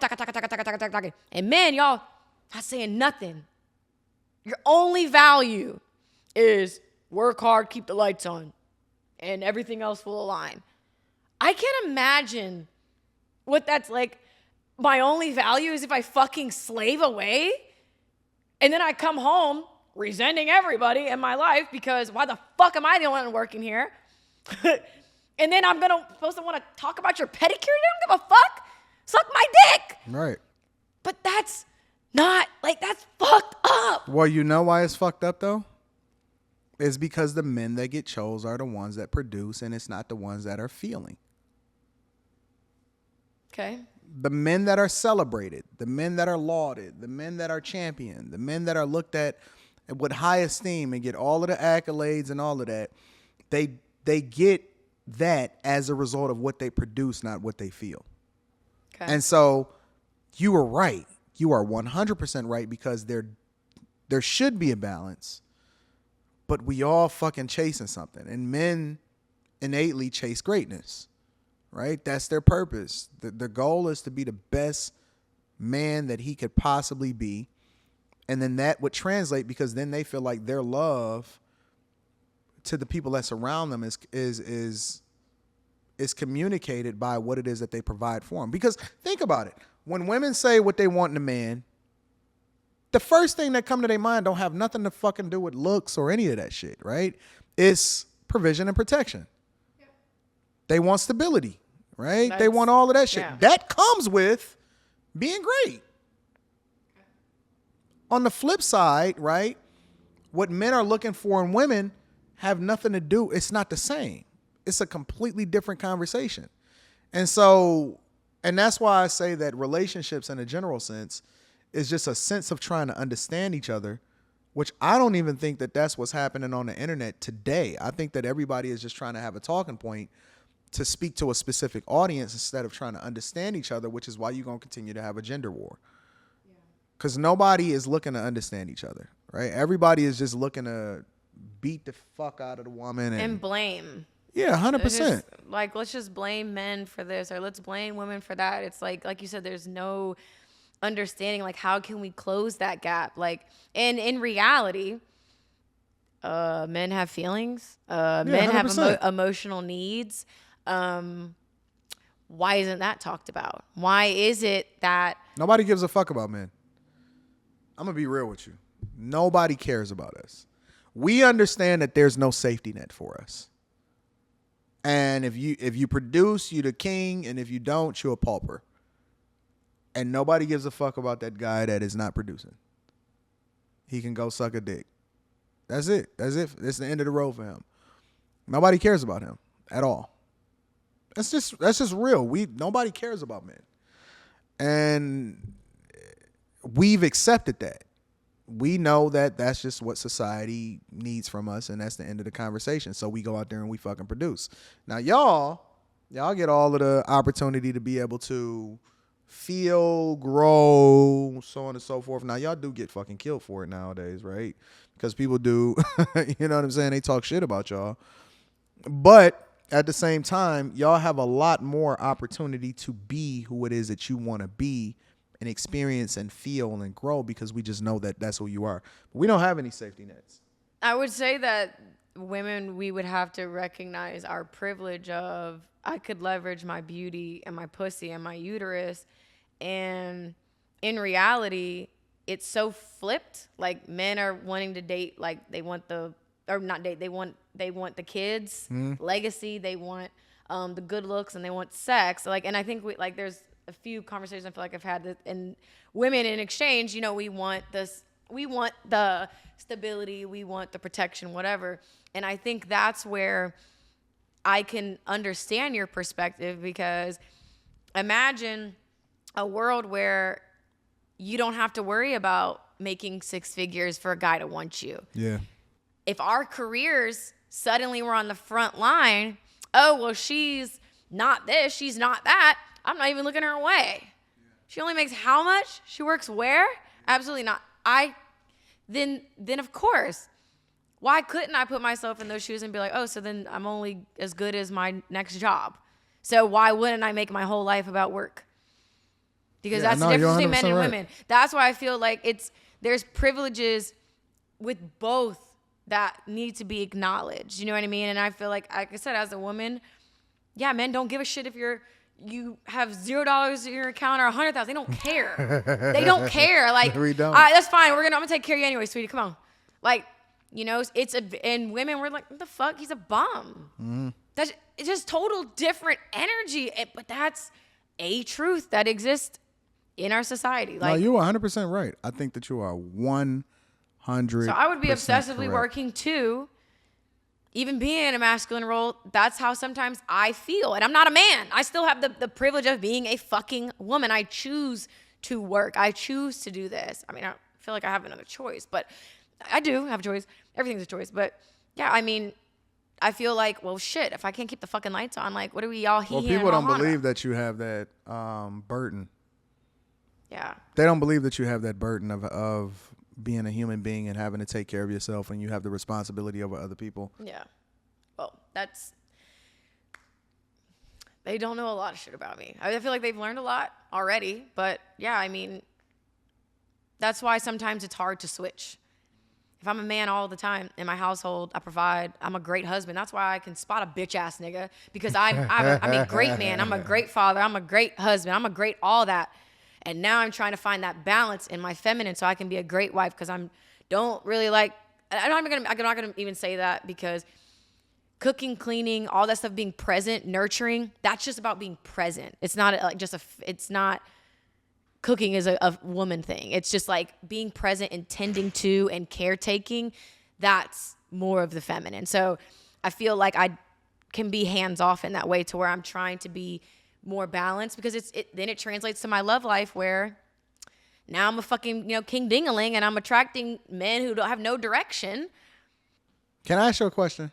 Yep, of course. I don't know if anybody's ever asked you this before. Okay.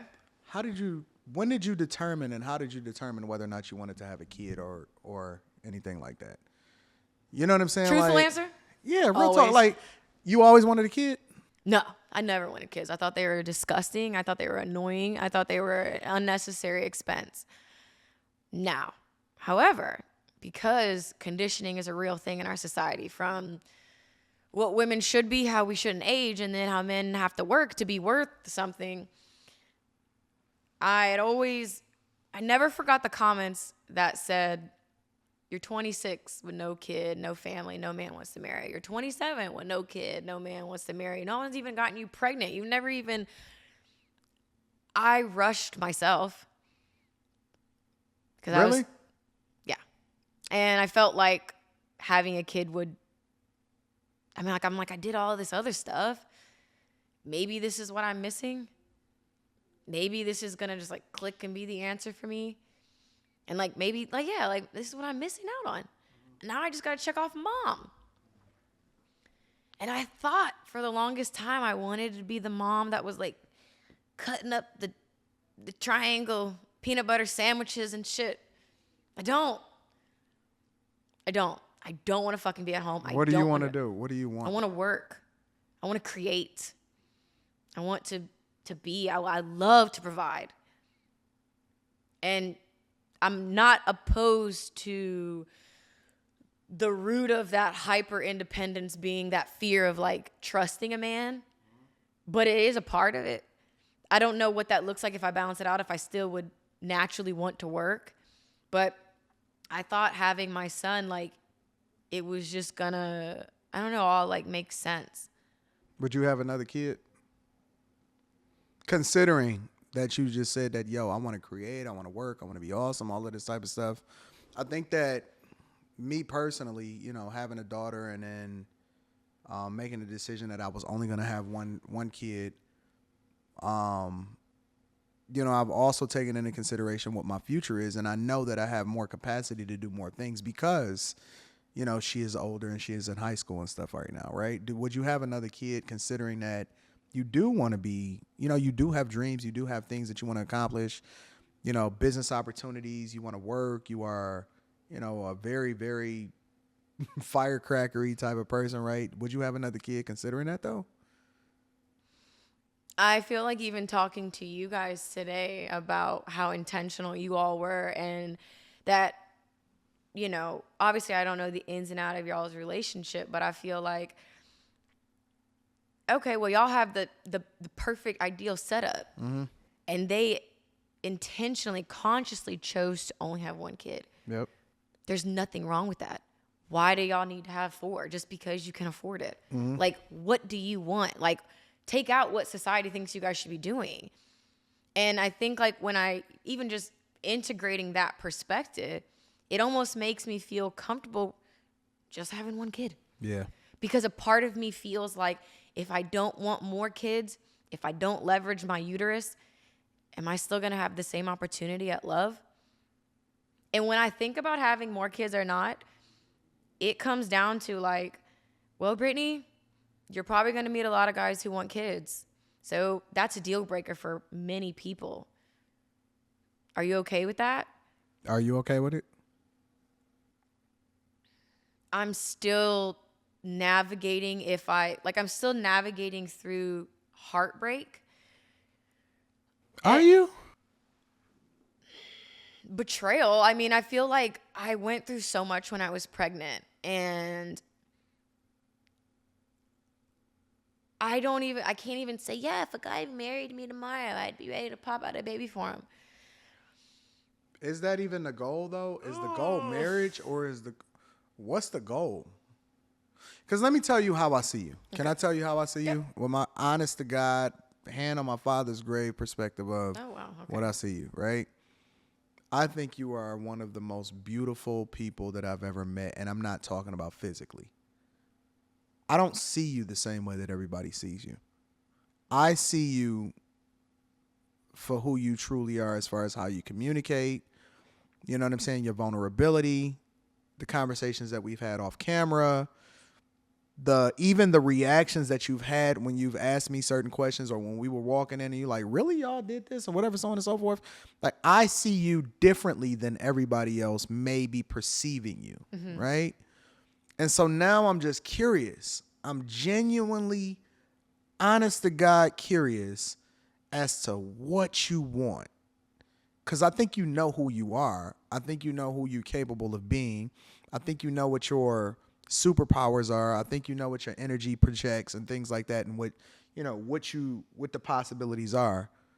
But I'm genuinely curious as to what you, Brittany, when the lights is down and the Instagram is off and all of that type of stuff, what do you genuinely want? Like, what is your desire as your soul? Like, what is it telling you when you go to sleep at night and you wake up in the morning and you're not thinking necessarily about what you have to do, but you evaluate what you want out of life? What does that look like? It's a lot different than my life now. I would be lying if I still want love. I want a romantic partnership, friendship. My life doesn't feel like, I don't care how much money I were to make. It doesn't feel, I can be complete, cause let's cut the bullshit. Yeah, I love myself. Yeah, I'd be happy if I never, no, I wouldn't. And I feel like there's that narrative that's being pushed out, well, you have to be okay by yourself. But that creates this hyper independent. And I'm not saying, no, I'm not going to say that, because you can still be at peace and not be hyper independent. Both can exist, right? But I just wouldn't be happy if I didn't have that. Yeah, I can make money. Yeah, I could help people. Yeah, I can create a legacy for my son. He'll never have to fucking work another day in his life. But what about me? I want to be fucking held. I want a best friend. I love my fucking friends so much. My friends mean so much to me. Why wouldn't I want that in a man? And I'm not about to sit up here and fucking act like, yep, I'll just be perfectly fine if I don't get that. Because, what am I doing it for? I would love to go whale watching with my friends, with my mom, my sister, the people. I seen that on your Instagram. I would love that, but what the fuck? I want to do it with a man. There's just certain things I'm that's why being a former man hater, the first thing I had to change language-wise is stop saying you don't fucking need a man. Yes, you fucking do. If you want kids, if you want love, you need a fucking man. Stop acting like they're just sperm donors. Just stop acting like they're just, you know what I mean? So it's I feel like when the lights cut off, it's I would love to create. I would love to just be creative. I would love to make my own money, to add to whatever the fuck. I want to be able to provide for myself. If I want 5 Chanel bags or if I want no Chanel bag, I want to just wear clothes from Target. I want to make sure, cover those bases. But in reality, I want to build with someone. I want to go to the Grand Canyon and whale watch and have these experiences that, yeah, it is special with your friends. It's special with, your son or whatever. But it's I still want that. Why would I want to work so hard and do all this for to be in a big house by myself once I'm an empty nester and it's just me? But I'm just a lover girl. That's what people don't really understand about me too. It's I don't know. I just can't sit up here and pretend life would be so great if I never got all the things my heart desired. That'd be a lie. It's I want the career and I want love. And everyone keeps telling me I'm not going to have both. And I shouldn't have. What do you mean, everybody? Who is everyone? Who are you listening to? No, it's not I feel like a lot of males that I speak to try to give me this perspective that, again, all points are valid. But I feel like a lot of guys. You got to stop saying that. No, that's the truth, though. No, it's not. No, all points have their own validity, but what But I not no, for but yeah, you. but what I choose to believe is for me to decide. You can say you're never gonna fucking get married and have kids. That's fine. You can feel that way, maybe, whatever. That's cool. That's true for you. But what I believe in, I'm gonna stick to that. I trust whatever's put on my heart is real, and that's why I can't give up on love. Like even just meeting you guys.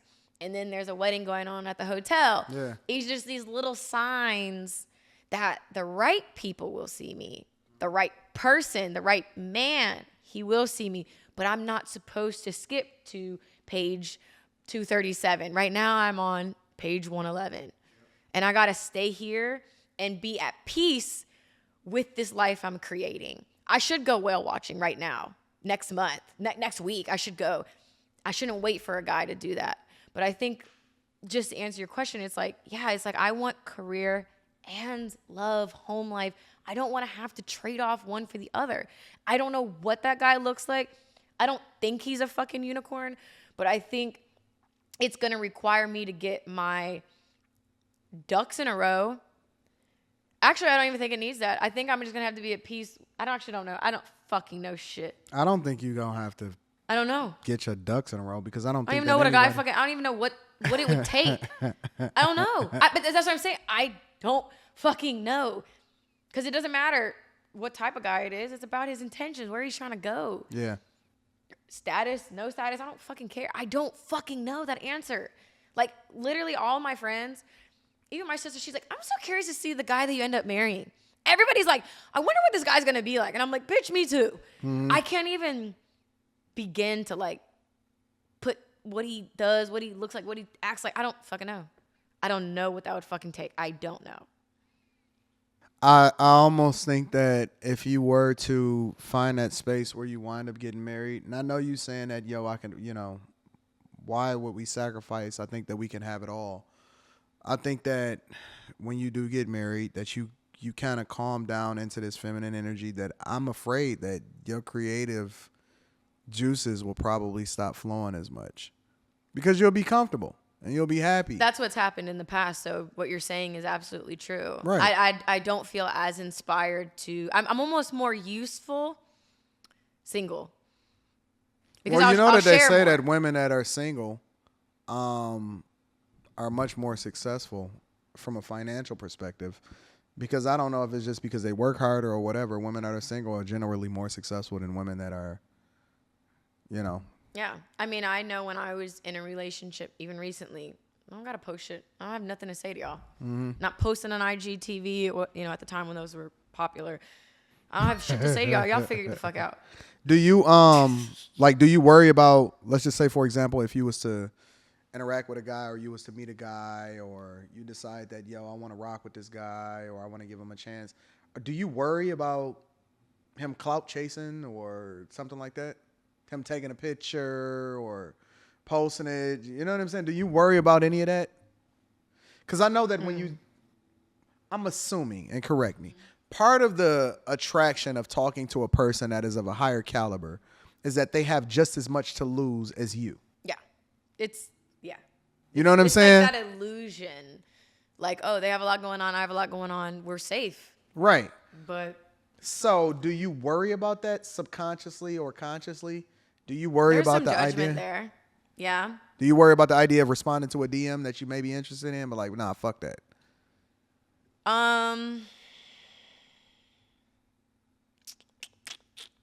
Yeah, I do. I mean, even remember we were talking fucking scared.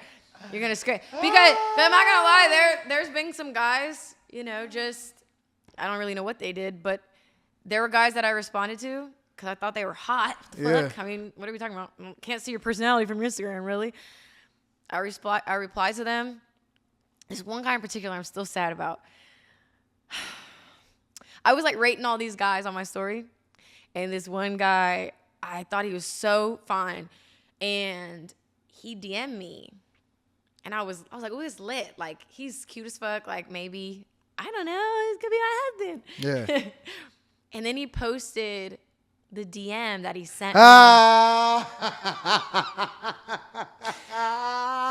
And I was so fucking mad, and I told, because my friend's girlfriend knew who it was, and I was like, why did he do that? Because I was gonna reply to him and give him a chance, but like and he just posted his DM to me like, you know, I had to shoot my shot, and I'm like, you stupid ass bitch, why would you do that? You talk yourself out of. So that's where I feel like, if they don't show it right away, you have to always kind of be like looking, just to be like, okay. That's a lot of fucking work. And that's why it sucks, because I'm like, damn, is it really this hard to have a fucking relationship? I know y'all like, thank God we ain't got them problems. Lord. No, I know. You know, I don't really respond to DMs like that. You know what I'm saying? Like, but y'all. Yeah, but I have a level of, well, you know how women are. You get, you know. Well, all you got to do is be a little bit visible. You show a little bit of money, especially or a if little bit you of treat her publicly. Well, I will say like that people, like and I do, yeah. because she is very visible in everything that I do, right? She travel with me everywhere I go, and I fly in and out of different cities every other weekend, whatever, so on and so forth. But you know that makes you more wanted by women in a general sense, because they right? think they're going to replicate that same bond and the same all that with, and right. That's y'all's thing. That doesn't translate. But yes, it makes. I don't get caught up in the bullshit though. I've never cheated. You're a man of principle. That's what I've never I'm saying. cheated. I've never get caught up in none of this bullshit. I ain't worried about none of that. He's never cheated? Never. Jesus Christ. Never.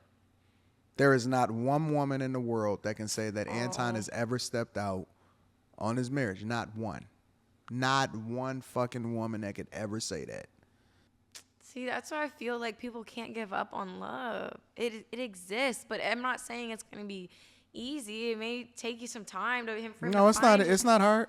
But that's what I'm saying. I feel like if monogamy is not for you, it's not for you. But I feel like it's a pretty simple thing. Hey, I'm committed to myself. Why would I want to stick my dick in some random bitch? There's nothing for me. I have a woman who would ride for me, who would die for me. Why would I want to deepen my bond with her, my sexual connection with her. Well, that's the 100% truth. Like, why would I waste my time trying to build with somebody else when I can build further with the one that I'm already built with? I can build a castle with my fucking queen. Yeah, I'm good. Fuck out of here. But that's what I'm saying. But I think it takes a man knowing himself. And I don't think that's what it is. What do you think it is? I think that so many people are chasing the success. When I pray in the morning, right? I pray for good character. Right? I pray for because character is the thing that's going to keep you as you continue to ascend in success, right? Character is the thing that's going to not even put you in a purview, and when you see certain shit that's popping off, you're going to be like, "Nah, I'm straight. I ain't even interested." I'm not even going to put myself in a position to have to say no. You know what I'm saying? Like, I'm chilling. I'm great. And again, the character part is the part where I say, yo, I want to be the man that I would want my daughter to marry. Because I believe that a lot of what's happening in society today is you're just seeing a reflection of failed, relationships, and that people are not taking into consideration how they're affecting the people that come up. That's what's so intriguing to me about you and your book, is because even though you won't make any fucking excuses, and you will say, well, I take ownership and responsibility, and you will say, yo, I'm not putting such and such business out there, even though I'm catching all of the fucking arrows. Mm-hmm. I'm looking at your book, and I'm having conversations with you outside of this fucking recording, and you saying, and everything that you're communicating is saying, yo, people did me fucking dirty. Yeah. And just because you don't want to throw people under the bus or you don't acknowledge it, don't mean that it's not a reality. You know what I'm saying? And that's why it's so important for me to be the man that I want my daughter to marry. Because I don't want her to have to deal with or have to overcome the situation. I just want her to be able to easily identify what makes the most sense for her. You know what I'm saying? Whereas, and again, I give you all of the accolades in the world as a person that has actually had a conversation with you. You are something else in that, because most women they not just taking it with a grain of salt. They're not just going down lightly and just saying, okay, cool, fuck it. you will go on an Instagram post and apologize. I'm like, what the fuck is this? You know what I'm saying? I don't do apology tours. No. I'm saying like you'll be like, yo, I need to be accountable. You be yeah, in the fucking car. because well, here's the thing. It goes back to every person is a mirror. Every person is a teacher. If you can't pull a lesson from somebody, that's because you ain't taking enough steps back. So even though I've been mistreated, wrongfully so, how did I get there though? Because nobody forced me to do anything. Yeah, but you also got to take into consideration that you ain't have a fucking father that participated in your life. But even outside of that, because I feel like parents are given a very impossible job. No. I think so. I can't do it. Because no kid asked to be in this world. Okay. No the reality is that a lot world. of kids could still grow up super privileged, have everything handed to them. Oh, I don't want to name that person because I don't know her situation. I hate when people do that to me, so never mind. But there's a lot of privileged people who are still like, you know what? I'm still going to choose this alternate route, even though that's not what I saw growing up. Correct. Kids have their own choices to make. So you can do everything you can for them. You can make it, just follow the yellow brick road, and they're still going to choose what they want to do. Now, again, you can give them tools, help them decide and discern where to go, how to do this. But they are still their own little people. Like, I look at my son, he's 1, but I'm like, this is really a grown-ass fucking man. Hey, your son is 1? He's 1. Wow. Yes. But I feel like... But we can't ignore the idea that how... No, okay, this is what I was going to My say. daughter grew up knowing... The only thing she knows is how I treat her mother. That's the only fucking thing that she know. That's what her expectation is. Are our first teachers. Correct. Don't get me wrong, but I've never really seen a successful marriage, and I never thought my grandparents were in love. Exactly. But listen, but it's still on my heart because I know it is true. I know it exists. Maybe I didn't see it in the household. But look at what you had to go through in order to be able to get it in your heart. Because guess what? Now I can teach. Now I have a bunch of different hats that I've worn, a lot of different experience to share to maybe help somebody else be able to discern. And now I get to, this is still what I chose. But see, the problem though, what you saying though, Britt, is that you're a unique specimen, all right? You're one of the very rare ones that's willing to wear your feelings on your sleeve. You're one of the rare ones that's willing to take the arrows and say, fuck it, yo, this is what it is, right? Most people are just painting a narrative and we know what the fuck Instagram is. It's a playground. It's not real. It's entertainment. But people believe it. They believe a lot of dumbass shit. They say this is relationship goals and that shit be bullshit. Like, it be fucked up. And they say that that's relationship goals. You have to be able, as the user, it's your responsibility to be able to use discernment. But you should. That's not Instagram's job to say, hey, by the way, I'm not talking about Instagram, but people are impressionable. That's one of the characteristics of masculinity is that I believe that you have to be responsible for not only what you say, but how you impact other people. Right? And so I'm very much aware of what I say and how it impacts people. Or I told you before we even got on this thing, I said, yo, it's a certain group of people I don't even fucking do interviews with. Right. I'm not even looking to kick it with them because I don't fuck with them. I don't fuck with the idea of their message, how it impacts people and so on and so forth. And so I take ownership and responsibility for that. And so when you know better, you have to do better. Right. But when people know better and they choose not to do better, they got to own that, and nobody wants to be responsible for it. They just say, everybody choose your own, make your own choices. If I could have very much made my wife a chick for the streets. What does that mean? Meaning that she had subjected herself to my will. She says, do with me what you will. She says, hey, take my virginity. Listen, whatever it is that you want me to, whatever it is that happens, it's, she gave her whole self to me. She was literally, you did a video on submission, but she literally submitted to me. I could have did with that what I wanted to. I could have pimped her out, right? I could have fucked her over. I could have did anything I wanted to her. I could have made her whatever I wanted her to be. I I took responsibility and ownership for her well-being, which then also impacted what my daughter is going to experience. You see what I'm saying? And so I admire the idea that, listen, Instagram didn't make you do it and all of this other type of stuff, but we also leaving out a part of the conversation where we're not taking responsibility for how we impact other people. And I know that's an unpopular perspective because everybody wants everybody else to take responsibility for what happens, right? If you go with a guy and he fuck you over, they're going to say, well, you chose wrong. But what about the other half of that conversation?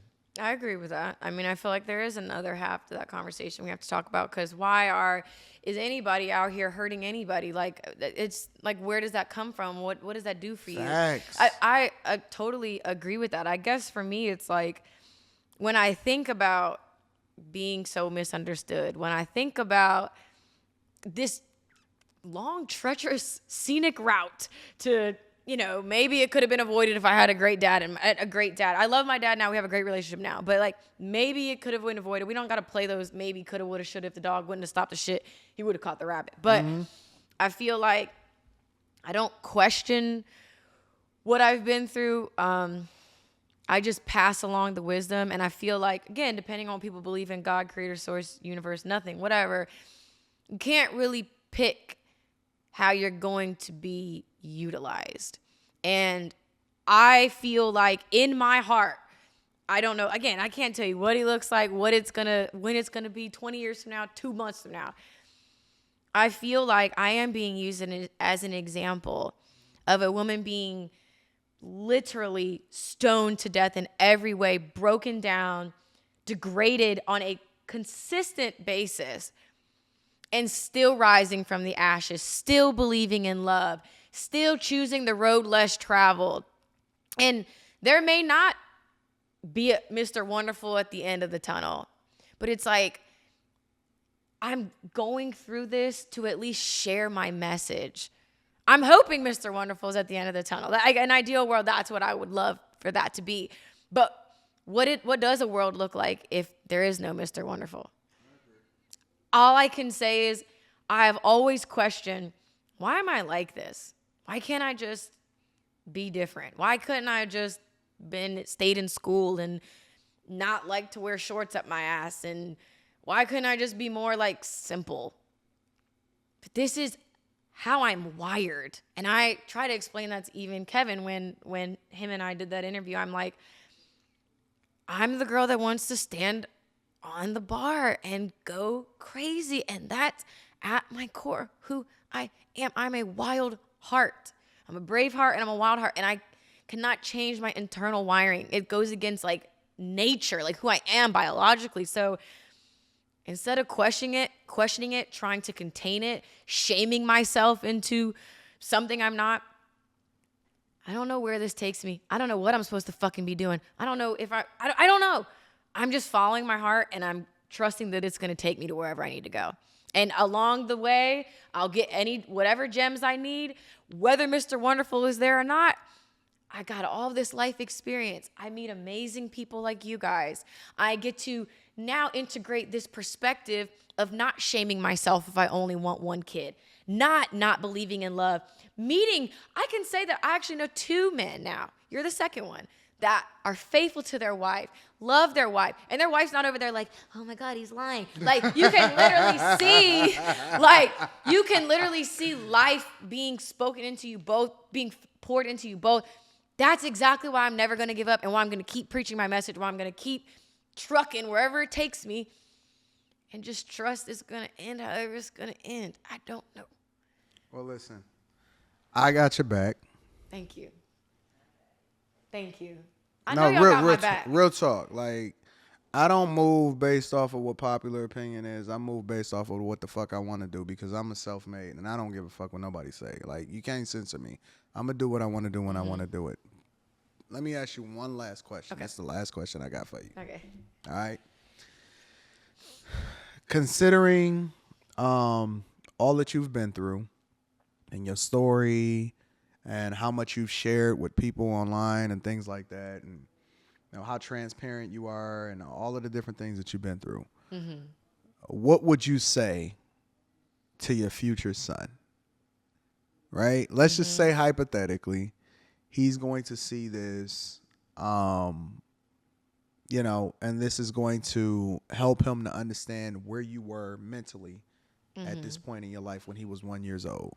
And let's say this is 20 years from now and he's 21 years old.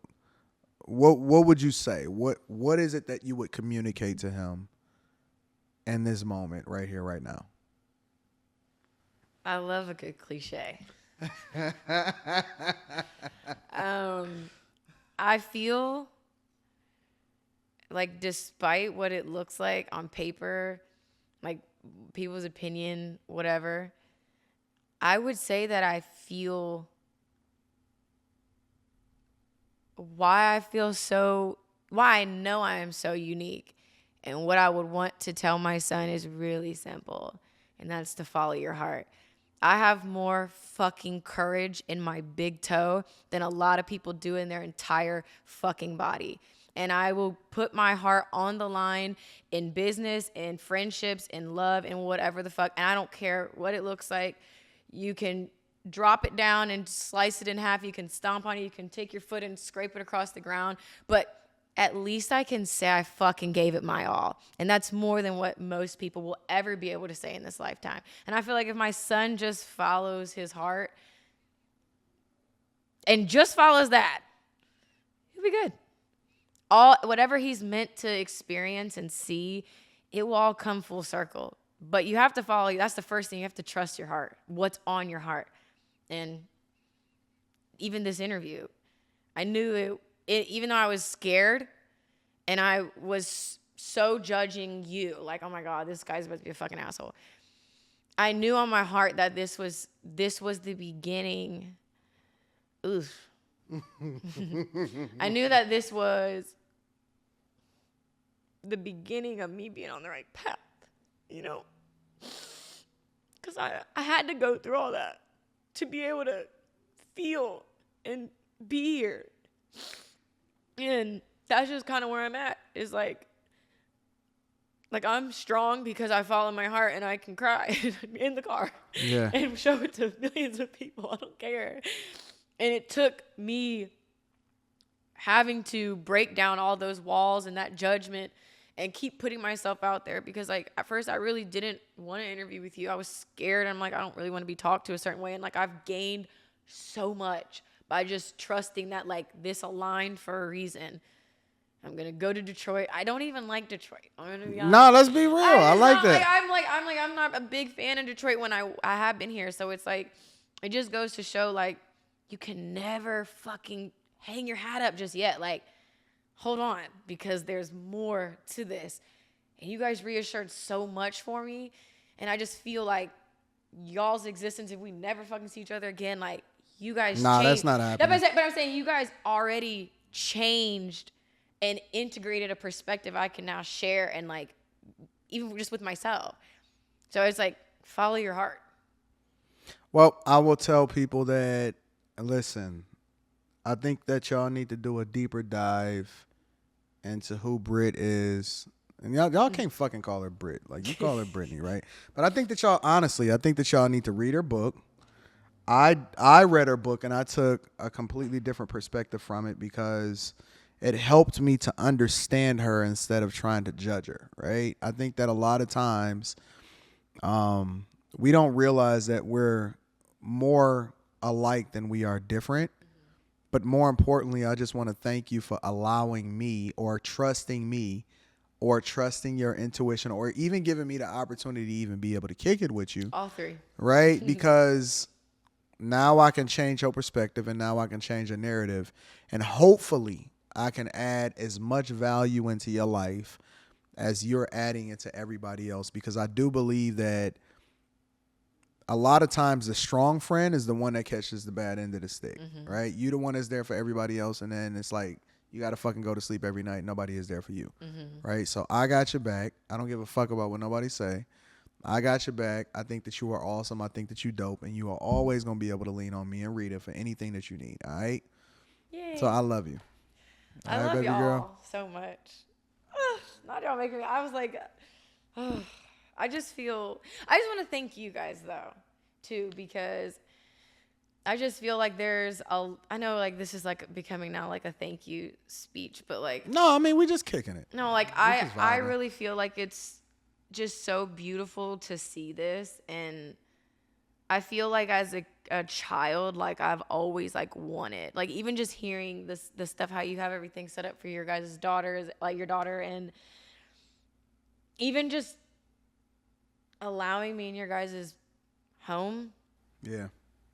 and not judging me and feeling so welcome when I feel like everyone is, I don't know, not turn their back, but I don't want her around my husband, or like I don't want my wife listening to that garbage just come out of her mouth, you know, like I feel like I've been judged across the board. So it's like, it's nice to genuinely just feel seen, heard, understood, and respected.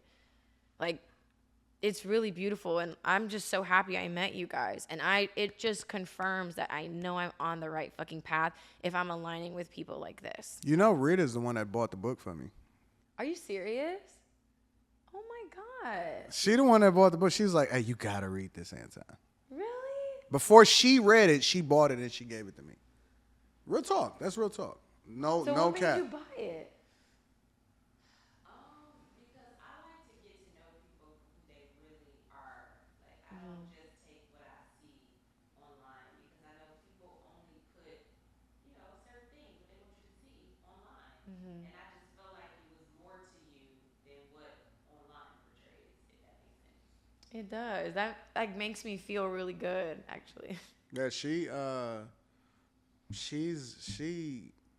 got your back. Like, she love you more than I love you. Like, she genuinely want to see you win. And that so makes me you feel got good. friends in the Midwest, in Detroit. I'm gonna just say that. All right. So listen, I love y'all. I appreciate y'all. We appreciate Brittany, and I'm gonna bring her back. I'm gonna make sure that she's taken care of. Y'all know that I love y'all. So listen. Any other final words, and we just gonna get up out of here. I am really happy to see you winning, to see you both winning. I'm honored to be on your platform, and it really means a lot to me that you decided to get to know me and ask me questions that no one's ever asked me.